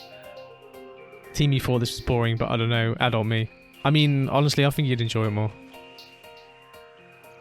It honestly depends. Like, I can see your viewpoint of find this a boring game because it is just a kind of like a single player adventure, and to a certain degree, unless they like chuck action at you, that sort of like solo adventure can be boring. So I totally get it, but I feel like grown up you can probably appreciate it more. Maybe you don't have to. Maybe you can just watch me or anyone else play it and get a taste for it. But yeah, I'm in awe of this game. It just looks beautiful. And I've had to watch several comparison videos because you get the effect of like, oh, how nice did this area look? I remember it looking this nice in the previous. Nah, these rocks were just like polygon bullshit messes. Like the area still looked nice. The game comparatively now probably looks ass, but Metroid for me, Prime, always felt like a game that I could get back to, and it was reasonable graphic wise. It was enjoyable. You could still take away like, wow, what beautiful environments. But now, I mean, it looks good. Maybe games like Breath of the Wild and Pokemon don't help themselves by being an open world game on a tiny little console. So these more kind of compacted environments where you're just in an arena serve the Switch better. But yeah, for me, this just looks so nice. I love Pendrana Drifts so much. But I'm too cheap to pay $40 for a 20-year-old game. Yeah, I can understand that. I mean, my viewpoint, so it'd be like 35 pounds, British pounds here. And to me, that seemed like a reasonable price. I know it's like a 20-year-old game, but when you factor in, like, one, it's Nintendo, that's a pretty reasonable price.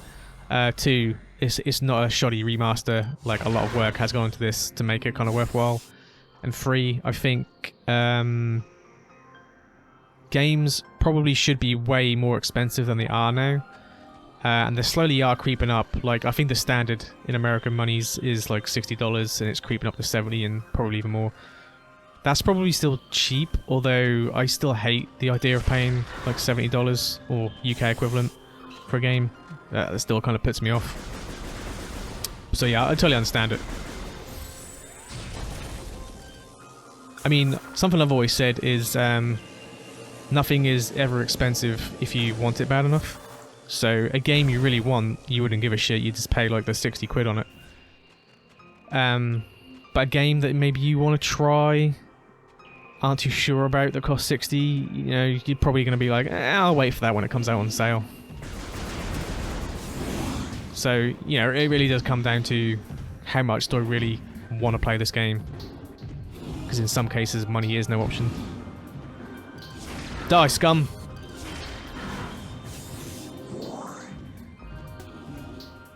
Let's have a look. So who knows, probably like it now. Seeing all the other games I said I hated, I replay, I love now. I mean, yeah, I mean, it's like anything really. Your views change so much. Even something as simple as like your taste, you know? It's like, ew, I hate vegetables. And now it's like, yeah, vegetables are right. I can demolish some broccoli. The cartoons lied to me. Broccoli's actually alright. Ew. Stop. Get some help.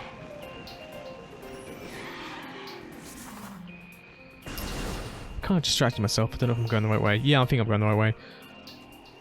I feel like $30 would have been better, but I don't know.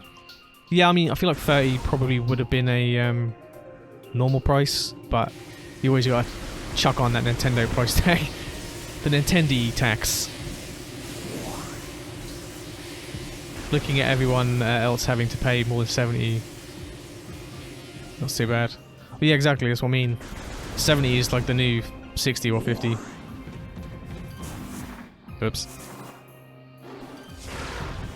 I want to pull off a trick shot on that little dude. Let's see if I can get Samus's face on the screen. Oh, there it is. But the texture fucked up. Whoa, that was a big one. I bought Resident Evil 8 day one for 60. See, if you want it bad enough, nothing's too expensive. Although sadly, when the Dead Space remake was coming out and they announced that special edition with the helmet, I was like, I'm having that. I'm adding that to my collection. I want the helmet and the gun. I'm having it.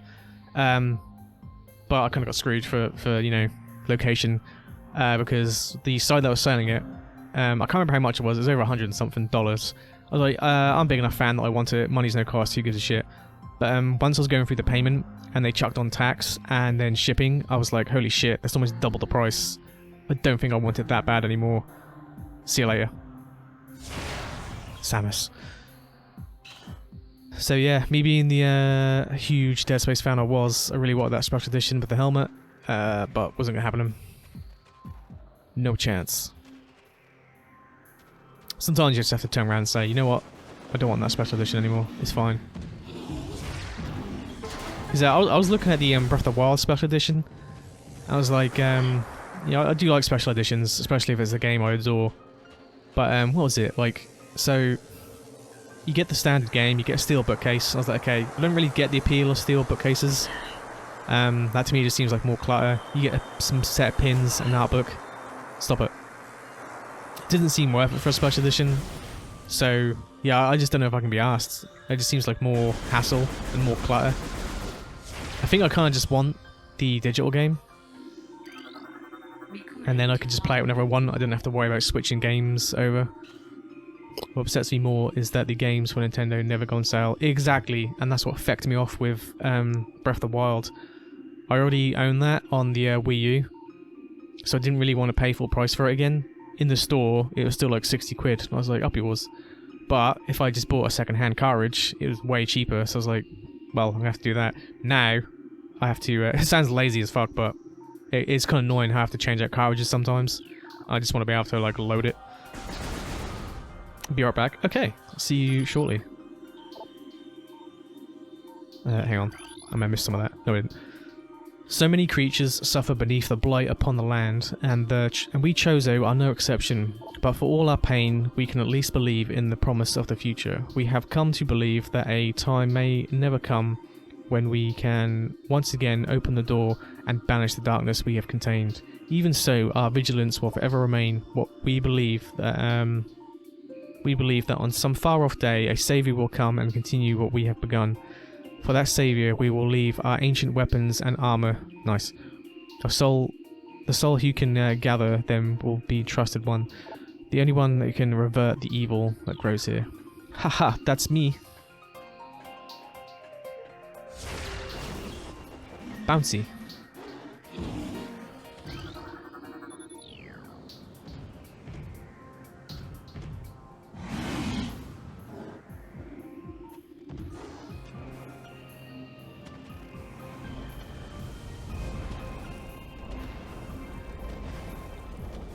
These platforms dying. Oh yeah.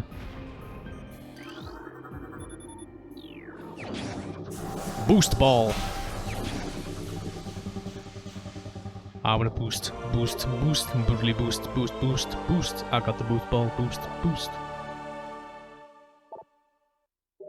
So I wonder how many Tony Hawk's games were in existence and popular around the time this game came out, or rather was in development. No, this is just a naturally occurring half-pipe. It has nothing to do with Tony Hawk's. You play Samus Aran, bounty hunter, and half-pipe extraordinaire.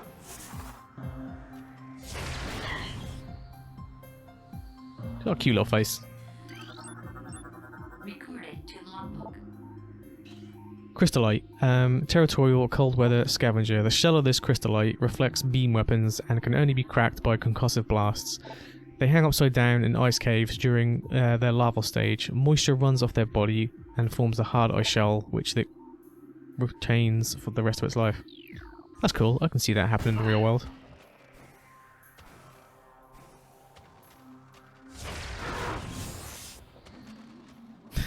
That thing was bringing no harm to me whatsoever.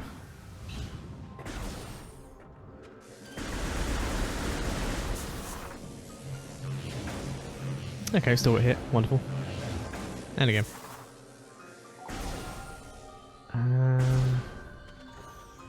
Okay, I'm just searching my memories, my internal memories of what you need to get after the boost ball. I think it's the power jump, or space jump, whatever. We need to head back to the ship, basically. But wait. It's Ridley. From Aliens. Wait, did I say Ridley or Ripley? Because I meant to say Ripley as a joke, but I think I named it correctly anyway. Fuck it.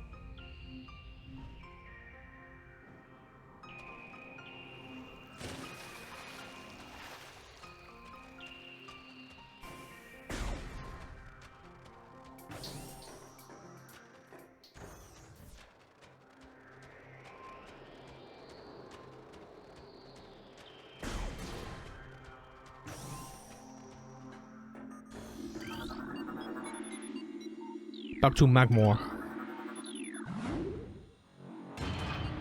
There she is, the iconic suit. You love it every time you see it.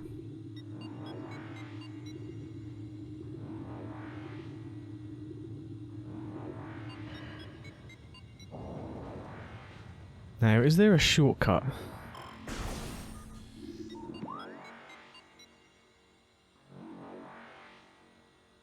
The Figma for this game is amazing. Ooh, I have, I don't know if I have a picture to show you quickly or a camera setup, so you may just have to take my word for it. Tell you what, I can send it to you on Discord if you care enough later. I actually have two of the Samus Figmas. I have the what is it, Other M Figma, which although banished game, no one should speak of it. The Figma still looks amazing, I think. I also have the Prime Figma, and I actually have it modelled inside my computer case. Because you know, there's sometimes a huge gap in PC cases where you like usually put a water filter. I use that gap to just stick my Figma. And whenever it's released, I should get a Dread Figma coming as well. But that's been pre-ordered. I have no idea when it's actually going to come out though. Maybe I got scammed. PR? Oh no, I armadilloed.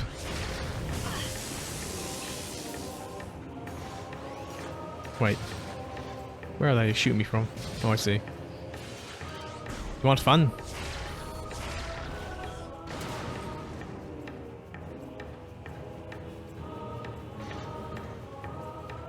It's the best Figma you own. Yeah, I love it.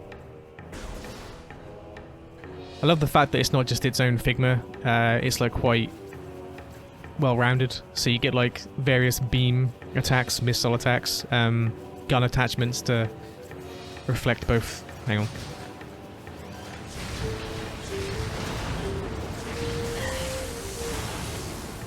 Let's take a shortcut. Yeah, so you get little extra pieces for like our hands. I mean, I think it's standard with a lot of figures anyway, but you get the attachments for our hands, our weapons, the little ball, so you can have like a morph ball Figma Samus as well. But yeah, I'm especially looking forward to the Dread version. But it comes with a little base where you can swap out a hand and foot, and it's magnetized, so you can like stick it to walls, well I suppose metal surfaces, and it basically, yeah, recreates the like magnetic wall feature that was in the Dread game, and that looks amazing. I'm actually super excited to finally get that figure, because the Dread suit, I remember wasn't too sure about. I was like, what is this holy mess that doesn't look anything like Samus's normal suit? But then when playing the game, I was like, actually, you know what? The blue and white, it's tasty. I like it. Has a good suit.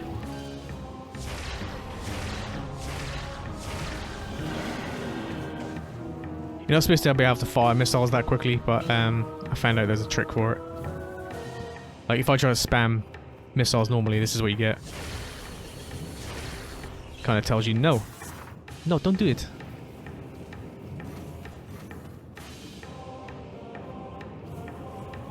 Steady. Easy now. Steady aim. Careful. Careful. Alright. I realised I'm a little bit behind on my map collection, so let me just do that quickly. I wish I wouldn't keep opening up on the other screen though. So how's it going, Quinn? How was your Friday? I hope it goes well for you. Or is it going well?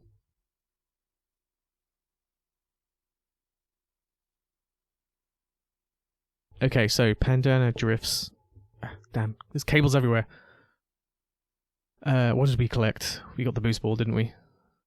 Knock that off. And then Magmore. So we came in that way. We started heading that way. And that one. Cool. Oh shit. Ah, crap. No. Back to land, back to land. Ah, yeah, I'm fine.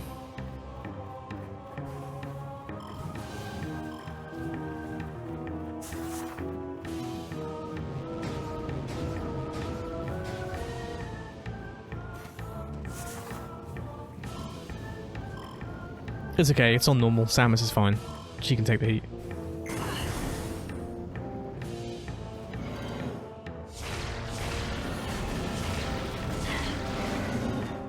Nice.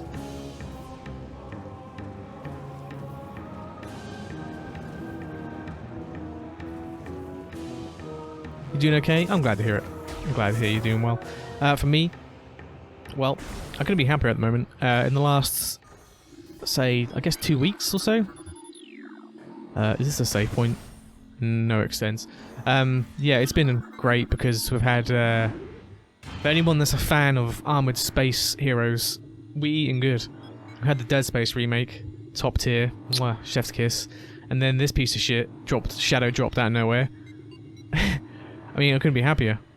I fucking love Shadow drops. There's nothing better when a game company shows you something that's like, and this will be available later today, and the crowd just goes absolutely mental. Although not the next day, I was quite happy when they'd done that with Fallout 4. I was like, it'll be available in a week's time, or like a month's time, but to tie you over, here's Fallout Shelter.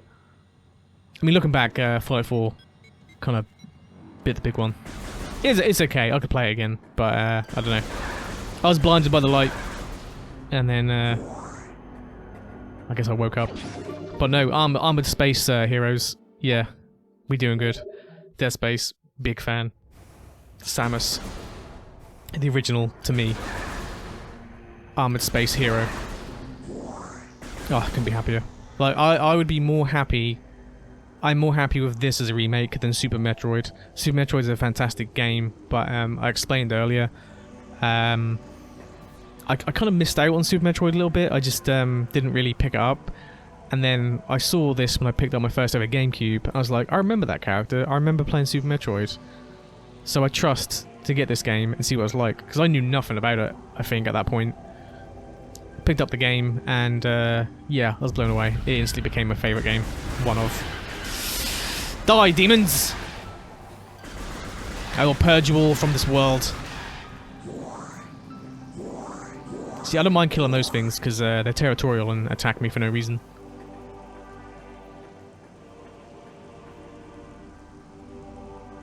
Oh, sorry, I missed a fair bit of your chat, I'm sorry. Oh, I'm also waiting for the Metroid Game Boy and Game Boy Advance games on the Switch Online since I never played them. Oh yeah, that'd be great. I'm really hoping they release, I don't know if I missed the picture.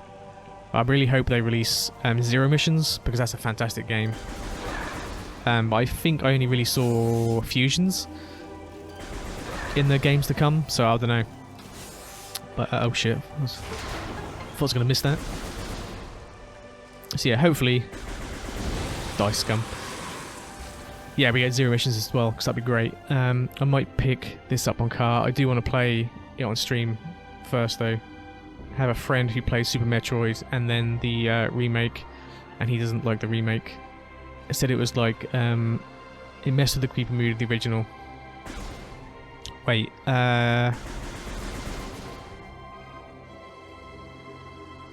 when you said you might pick this up, are you talking about, Dead Space?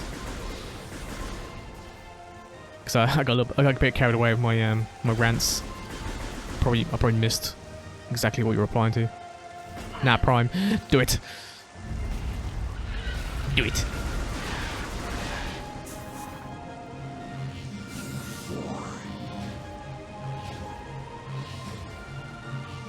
I'm surprised they had physical. Or rather, physical didn't come out at the same time. I guess maybe they wanted to surprise us more, and if they, people would have, like, found out if they had a physical release coming. But yeah, I wasn't worried about waiting for a physical release. I was like, now! I want this now. Plus, it's just another cartridge to awkwardly plug into the Switch. I'd rather just have it there and go kabam. And boot up anytime I want.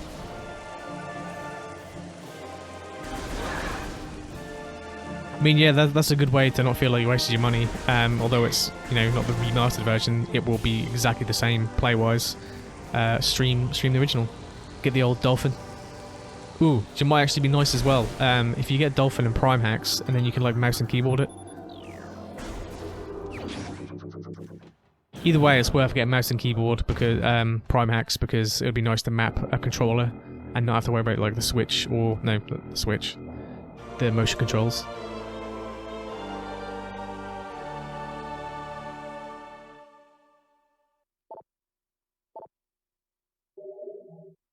You like having on cart.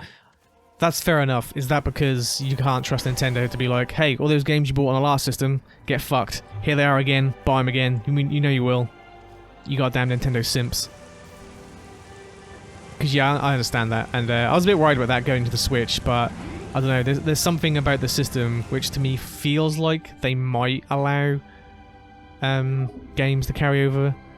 But at the end of the day, it's still Nintendo, and nothing's ever for sure. But I don't know, it just feels like their store is built a little bit more for carrying over games. But I don't know. I've never bought a new Switch, actually, so I don't know if you buy a new Switch if the games carry over. If they don't, I guess that suggests that, you know, up yours. Oh, look at the rain. It's so good.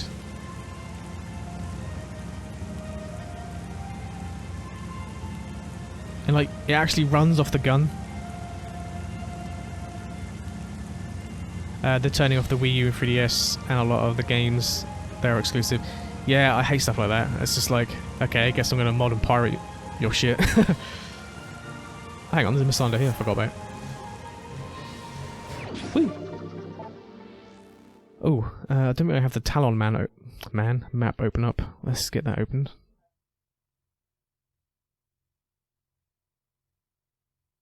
Okay, so we have now collected on Talon the missile and the space boots. Yeah, I don't get like shutting down stores and stuff. I mean, if you're gonna shut down a store, at least make it so like the Switch can download everything. Otherwise, it's just like, I don't know, I don't get it. I mean, I get trying to save your costs on servers and stuff, but I don't know, up yours, Nintendo. Yeah, it's why I'm hesitant to go digital only. Yeah, I understand that. Like I say, I'm just lazy. I just want the game there and be able to go boop bloop play. But I do still have to worry that it may not ever exist one day. But that's probably the gamble I'm now taking. Oh yeah, Steam I feel like it's going to be around forever. Steam is going to outlive us all. It's going to outlive humanity. Robots will be playing Steam. They'll just download Steam straight to their CPU systems.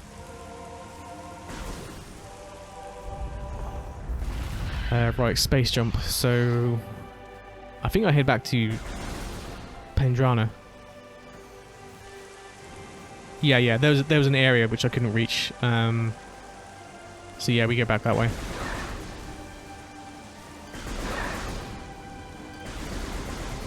Oh, you think you're big, man? Blah blah, pussyo.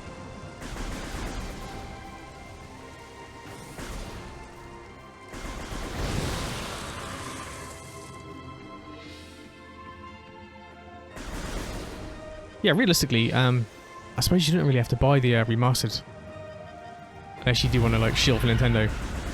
You could just download, as I say, the trilogy, Prime Hacks, and an HD texture pack, and then boom, you're in the same town.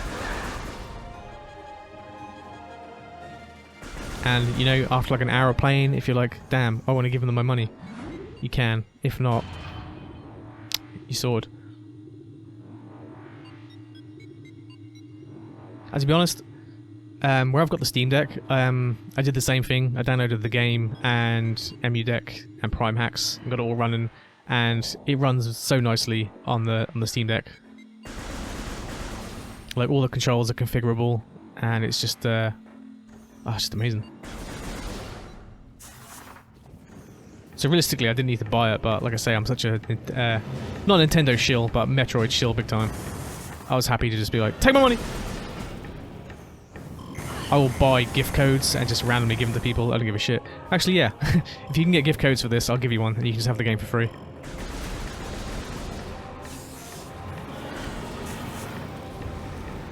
I don't think so, big man. Oh shit.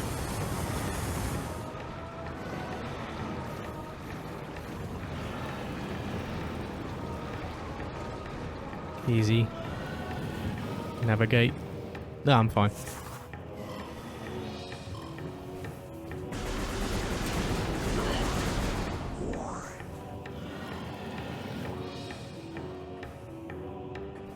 I don't actually know if you can get gift codes for, we said Steam, for Switch games, like, as easily as you can Steam. I will definitely check that out later though.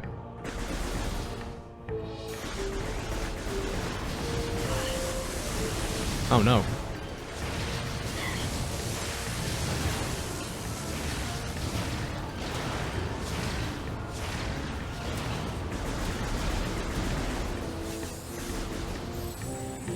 Okay, that's probably the biggest mayhem we had in the game so far. They better remaster 2 and 3. Oh, I really... So now, this is the thing. I'm now waiting on a Dead Space 2 remaster. 3 I'm not too bothered about, but if they improve the shit out of that game, then happily remake it. And now, I'm waiting for Echoes 2 remastered and 3 remastered. Especially 3. I mean, I'm equally looking forward to both. 2 Echoes is a great game. I love it, and again, I wouldn't argue having a remake to play. But I kind of want 3 more, I guess, because I feel like I haven't played 3 as much. I mean, this is stupid. I literally could just emulate the game or play the game on the trilogy. But what I'm trying to say is I'm looking forward to if they were to remake the trilogy. Yeah, I'll get that thing while I'm here. Just realised there's something up here. Yeah, either way, I hope they do remake the games, because I would happily play both of them. And having not played 3 that much at all, like probably once played through it, I would happily take an excuse to go through the whole game again. Because like Final Fantasy X2 and bought the games for like 4 times over. If you like a game enough, sometimes you can convince yourself, I just want to give the game company or studio more money. I can't remember what I've done that with. Well, definitely Metroid. I've bought the original Super Metroid, although that would have been off like an eBay seller, so that doesn't count. But digital versions, I bought Metroid games left, right, and centre. I just want to be able to play them. Wish Nintendo did gift codes in general. Oh, so they don't. Yeah, that sounds like Nintendo, all right. Yeah, goddamn. Oh, hang on. Maybe you can get a code from one of those sites. I'll definitely check it out. I'll have to stream sometime.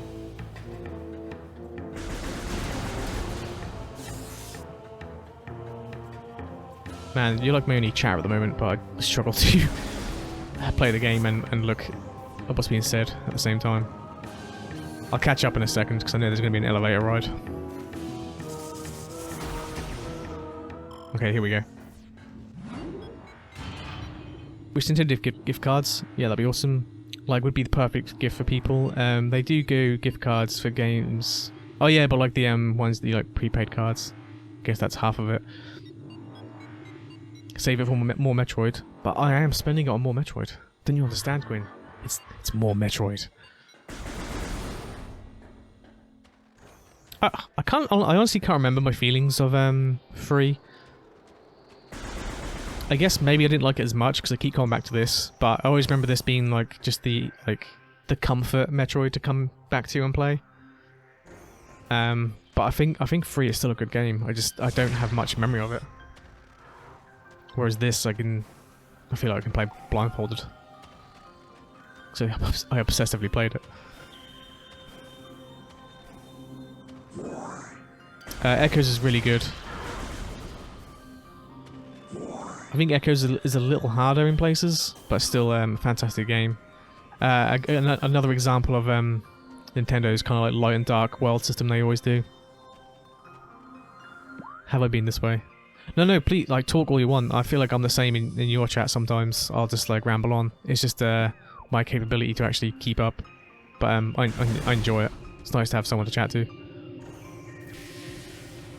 I borrowed 3 from a friend and sadly never finished it, but I got almost to the end. But hell, I remember just being excited to get to the next area. You know what, actually, having said that, I feel like you unlocked a memory, because I feel like I had that feeling as well. I forget what era of my life I would have been in when Echoes came out. I guess kind of just after college, work and life. Because I remember picking up Prime 1 when I was still at college. I remember at lunchtime, I had like an extended break period. I don't think I need to go this way. Or do I? No, I definitely don't. I think I need to go that way. No, I need to go that way.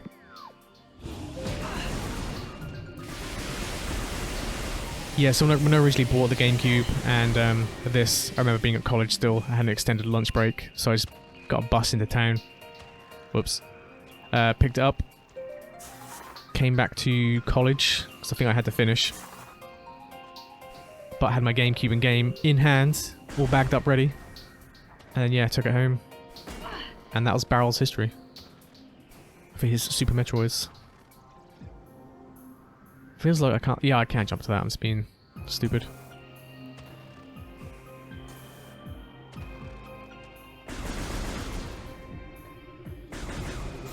Oh no. Sucker!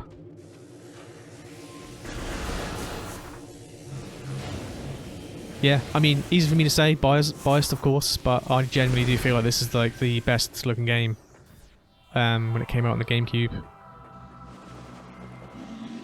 But my word. Whoa, whoa, whoa, whoa, whoa, ease up, ease up, ease up. We don't have to fight. Chill out.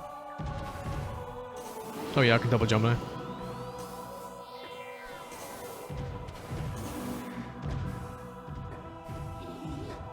I had a trailer thought for a second there. Nice try.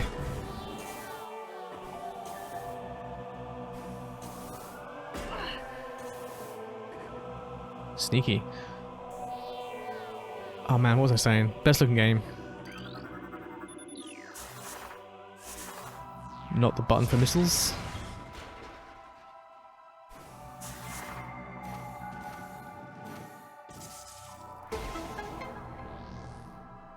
Yeah, I generally lost the trailer thought I had.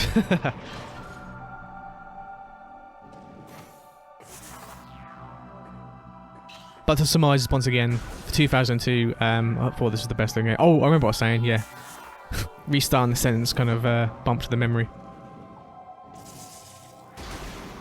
So, years and years ago on YouTube, around the time Machinima was a thing, like in its prime. In fact, it was Machinima because I remember this game series was on Machinima. They used to have this video series which I loved called All Your History Belonged to Us. Obviously borrowed from the meme All Your Base Belonged to Us. But one time they did a retrospective on Metroid, and it was like some of the best Metroid content I've ever seen in my life, because it explained to me a lot of the like history of Metroid, at least the development of Prime. Ooh, scan.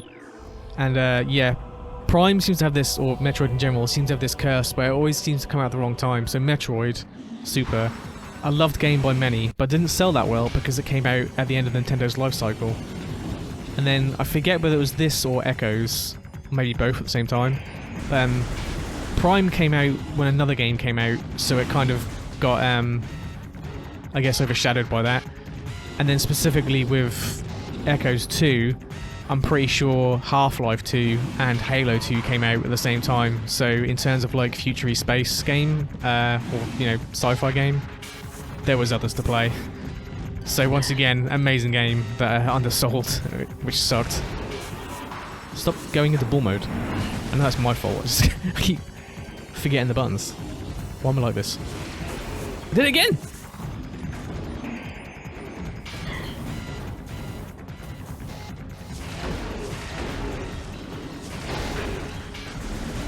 Eat it.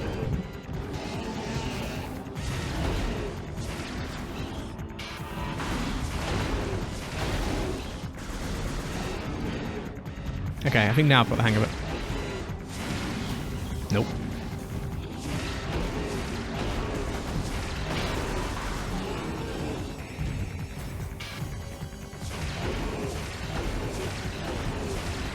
Oh yeah, definitely got that one. Oh no.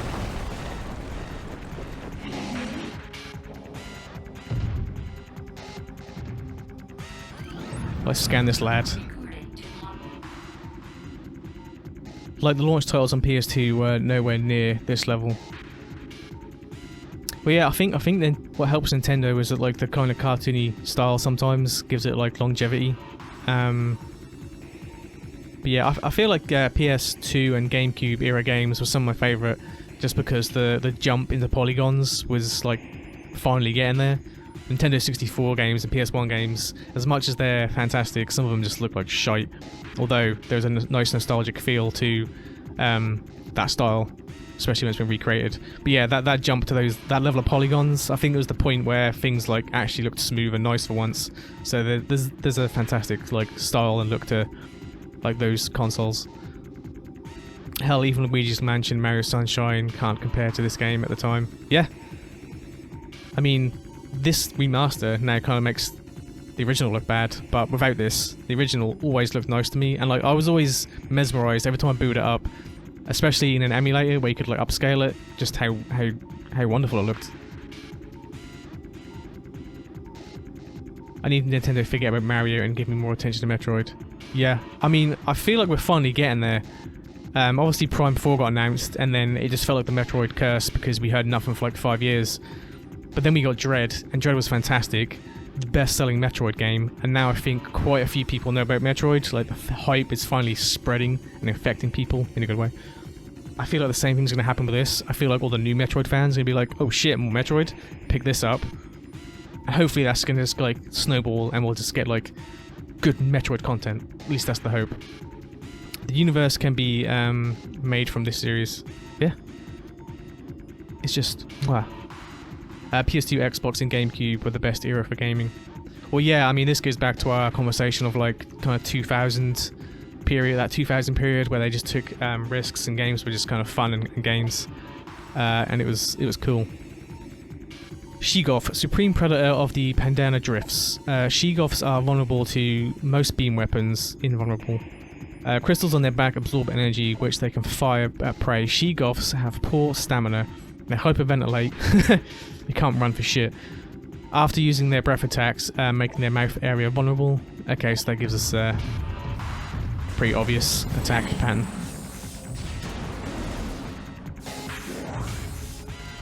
Come on then, do your thing.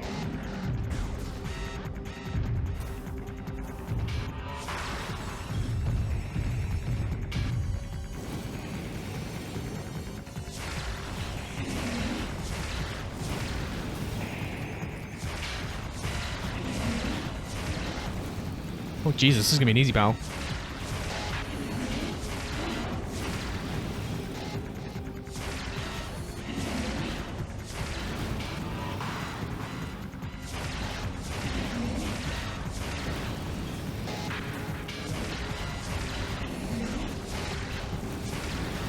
I feel like you should be dead by now. There we go.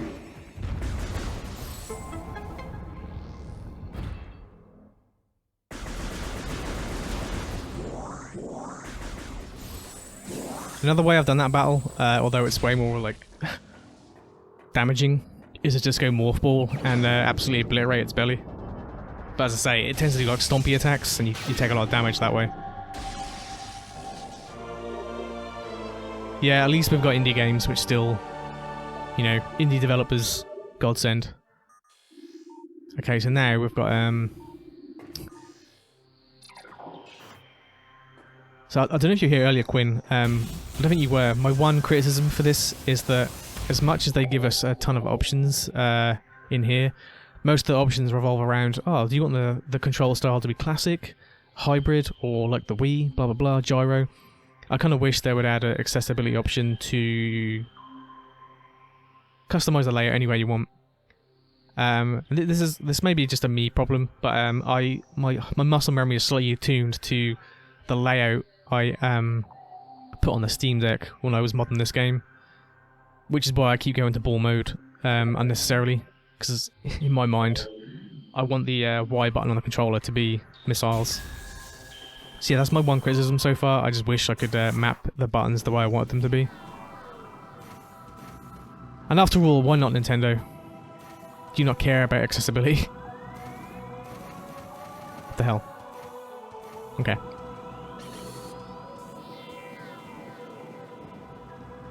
Samus's face showing on the reflection reminds me of Toy Story 2. Oh yeah, Buzz Lightyear. I remember that. Yeah, it's definitely a cool effect. I think the wave beam actually, like, my fingers are just spazzing out and don't know how to get the morphle. In the specific dark areas, I think the wave beam did a really good job of showing a face. I think missiles do it quite well. But yeah, I can't remember, there was somewhere in the game specifically where the area was quite dark for some reason. It just like showed the face texture really well.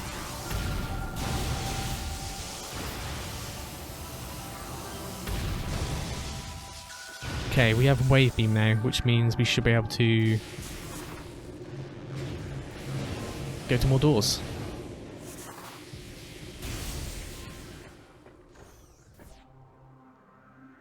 Yeah, it seems like such a rare thing that's weird. Like, I think PlayStation are quite praised for the fact that not only can you go into the like PlayStation menu and just fuck all the buttons up the way you want, games like God of War, which obviously are kind of like a Sony exclusive, they're accessibility like mad as well, with like high contrast modes and all sorts.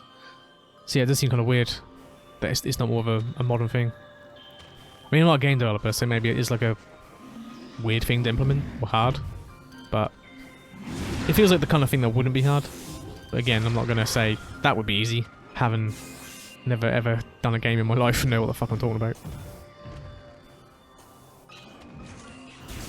Ah, Pendrana Drifts. How I love thee.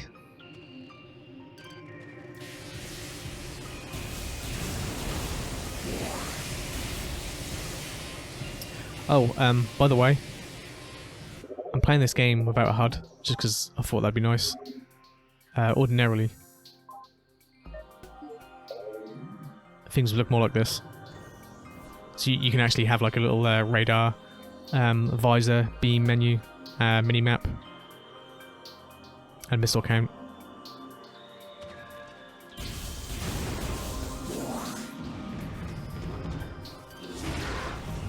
I just thought it'd be a nice little change, especially for my own playthrough, because I've never done it before. To kind of go like no HUD. Almost like Dead Space, even though technically Isaac does have a HUD. He's just like built very well into the suit. It's better than the Mario collection though. There's no customization. Man, I bought the Mario collection just because I wanted to have that on the Switch. I guess I was a bit of a sucker for Mario game, but it's kind of lame. Not gonna lie, Mario collection's lame. Like, they should have had Galaxy 2 on there for one. It'd been nice if they actually did more than just like, hey look, the writing is upscaled so you can understand it better. But yeah, looking back I was like, ah, I wish I hadn't bought that. I kind of feel like I played myself.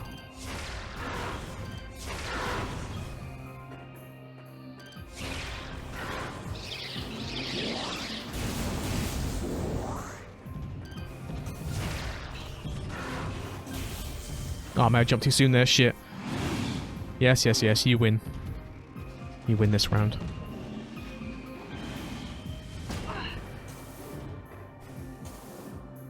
I bought it for Mario Sunshine and Galaxy and I hate it. I think so far, I may have played, I'm pretty sure I played Galaxy, so I do like Galaxy. I don't know how to what completion though. Mario 64, I probably would have completed, just because another game, that's another game which I just really enjoy running. Okay. But yeah, still haven't played Sunshine, and that was kind of supposed to be my push to play Sunshine more, and for some reason I just didn't.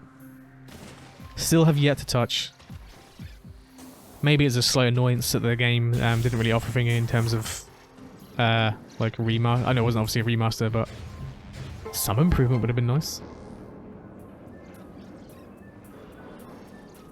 Mario Sunshine seems like a very mixed game. It's almost like the Zelda 2 of Mario games.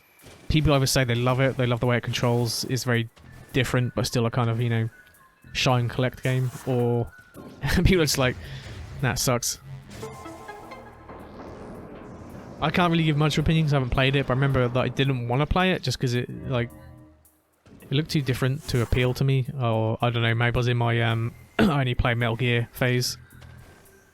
Who knows? Oh wait, I need to go that way.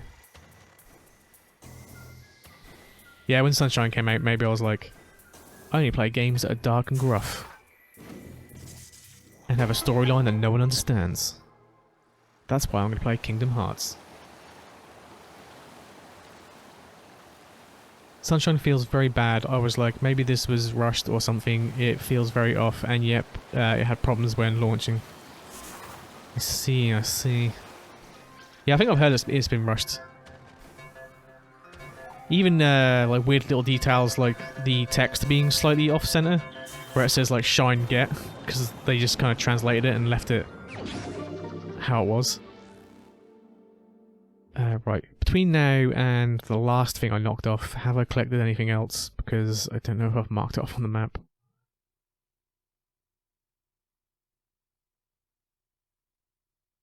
Okay, Pendrana Drifts. What have I just picked up? So I'm much further down here.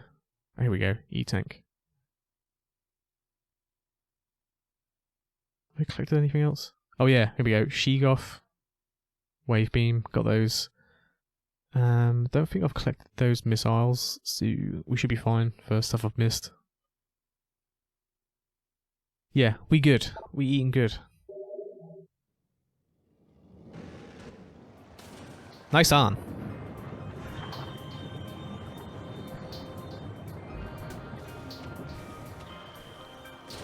Come on, Samus.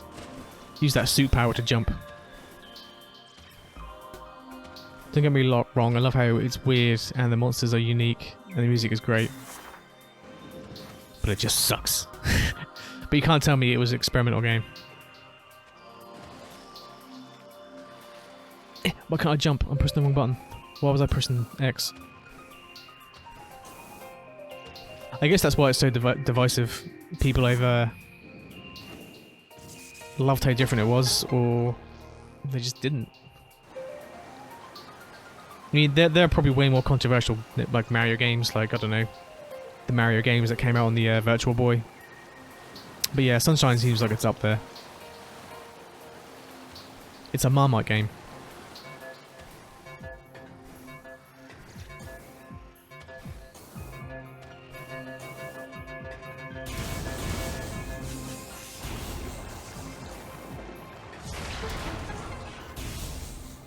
Ah, greetings. Oh! Every time you get a shot of Samus's full suit. Kiss. It's like Silent Hill 4 of the series, where you either hate it or love it.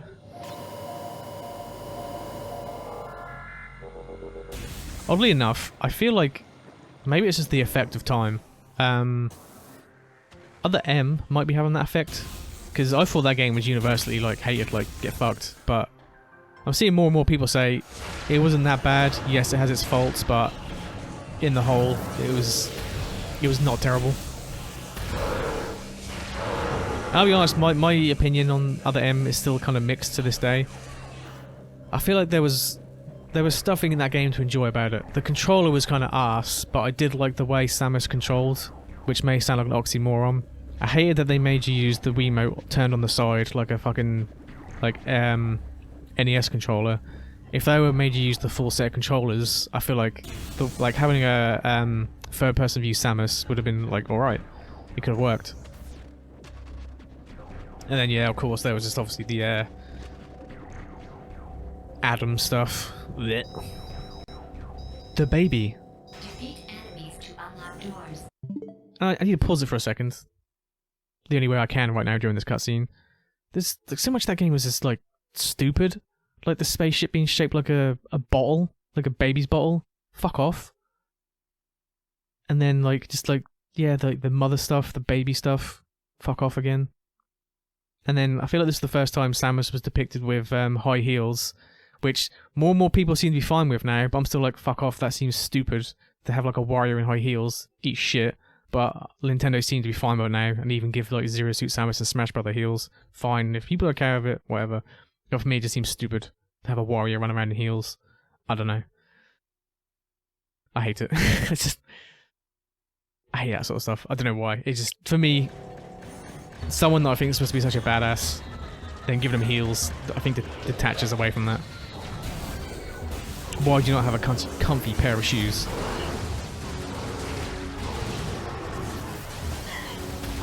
Do you mind? Oh, hi, Samus.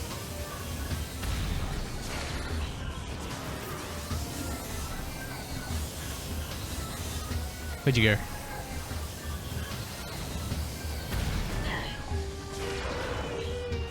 You wait until I get super missiles.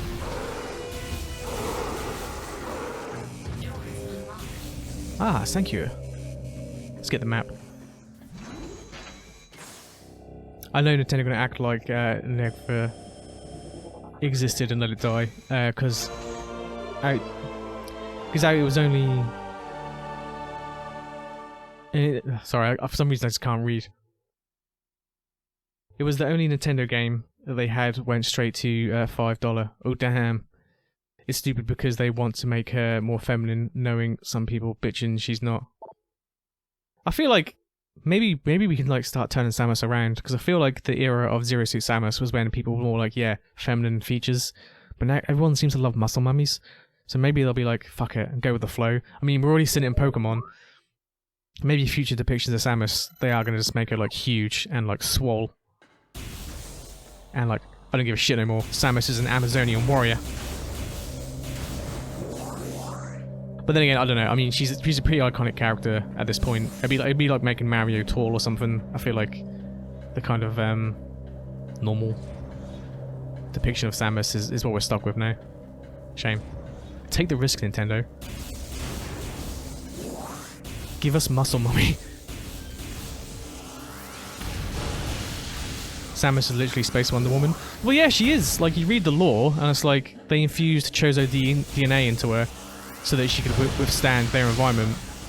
And she's fucking massive. She's massive, mate. Hagrid.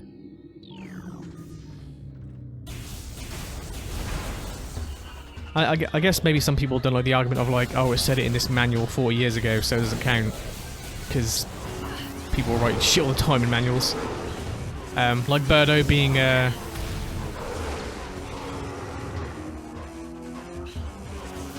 he originally, but now it's a she. But they say they'll just say like, oh, this is a she. I don't think they address the whole like transgender stuff.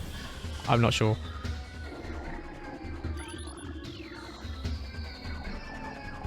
So yeah, I feel like the excuse of like Samus being like 10 foot or something.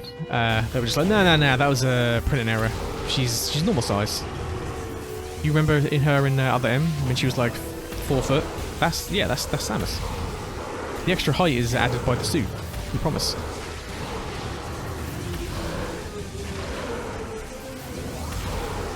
What? You're still alive?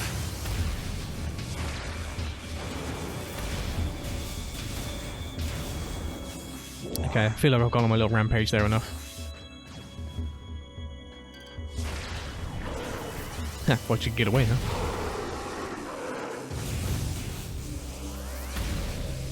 I think I can blast that, but I need super missiles. But they're around the corner, so soon, my pet, soon. She, as in her, would be built a tally woman. Yeah, she would be massive. I want it. Nintendo, start taking chances, please.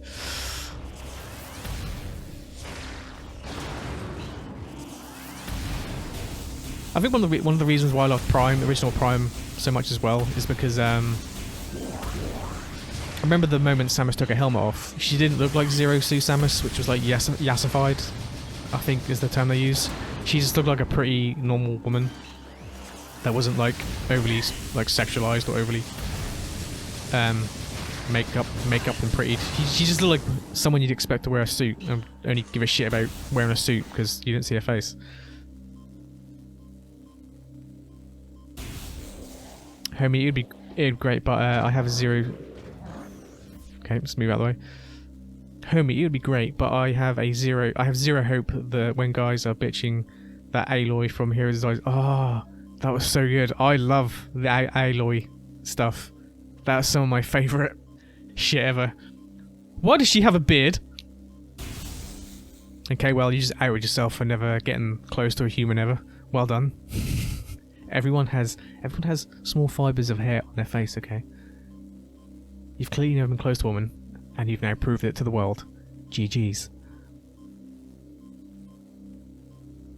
I think Aloy looks great in the game. Like she changed from, I feel like she changed a little bit from 1 to 2, but I feel like that's just improved graphics. Is that drift? How dare you? The overall, like, it was stupid. It's like, oh, and again, another thing with the Aloy stuff. My favorite post ever was the one where someone like yassified her and gave her makeup and made her look pretty. I was like, these are basically cave people. What the fuck are you doing? But speaking of, Horizon Zero Dawn and Forbidden West, good games. I still need to finish Forbidden West, but those are really good games. I enjoyed the shit out of them. And Ashley Birch. Love a bit of Ashley Birch. Tiny Tina.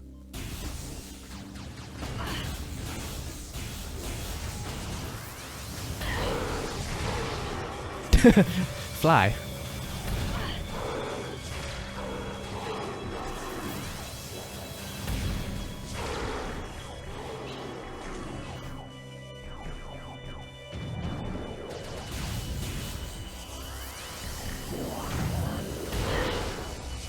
Yeah, it's kind of weird to think that some people's depiction of a woman is what they've only ever seen with makeup.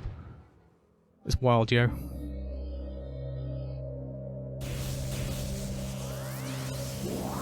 But hey, like you say, women may never take a rest. They may never be allowed to feel shite or like they don't want to put makeup on. They must look 110% every day.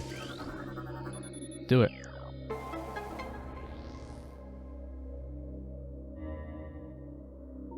Yeah, they're good games. It's they got compared to Breath of the Wild a lot when they came out. I think because unfortunately they came out when Breath of the Wild came out. But in a sense, well, they're an open world game, so already you know what to expect there. But yeah, open world game, you know, collect resources, upgrade your weapons, defeat monsters in the land. But it's all good stuff. I thoroughly enjoyed it. I still can't get the button combinations right.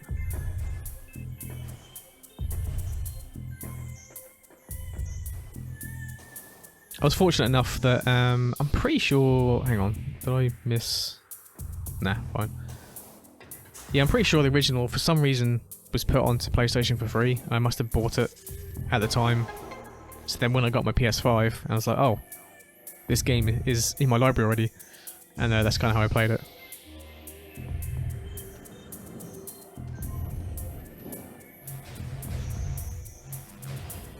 I don't know how, well, the general consensus of Horizon, whether it's everyone loves it or it's not well received. But I get the feeling it might be similar to Metroid Curse, where it's a good game, but not many people have really played it enough to give it the attention it deserves.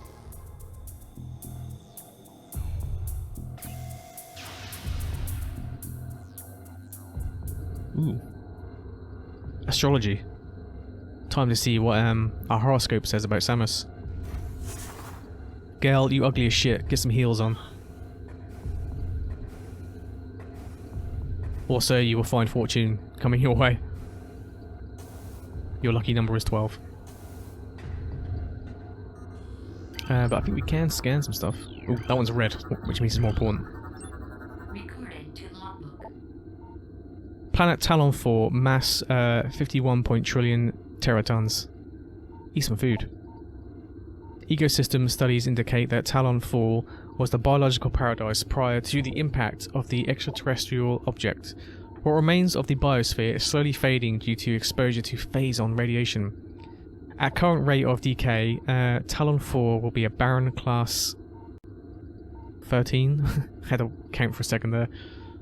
In approximately 25 years. So yeah, basically, the lore, Talon, the planet we're on, got wrecked by a meteor. That meteor had phase on it, which has been used in experiments, but at the same time that phase on super deadly and it's killing the planet. But it can be weaponized, and at the end of the day, isn't weaponizing what really matters. Oh yeah, super missiles. Give it to me!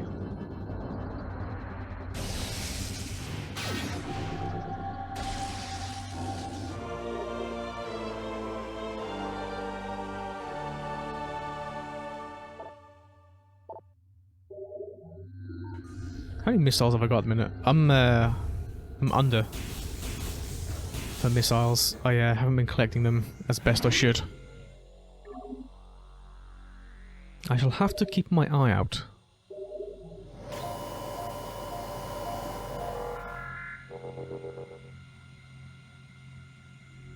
Okay.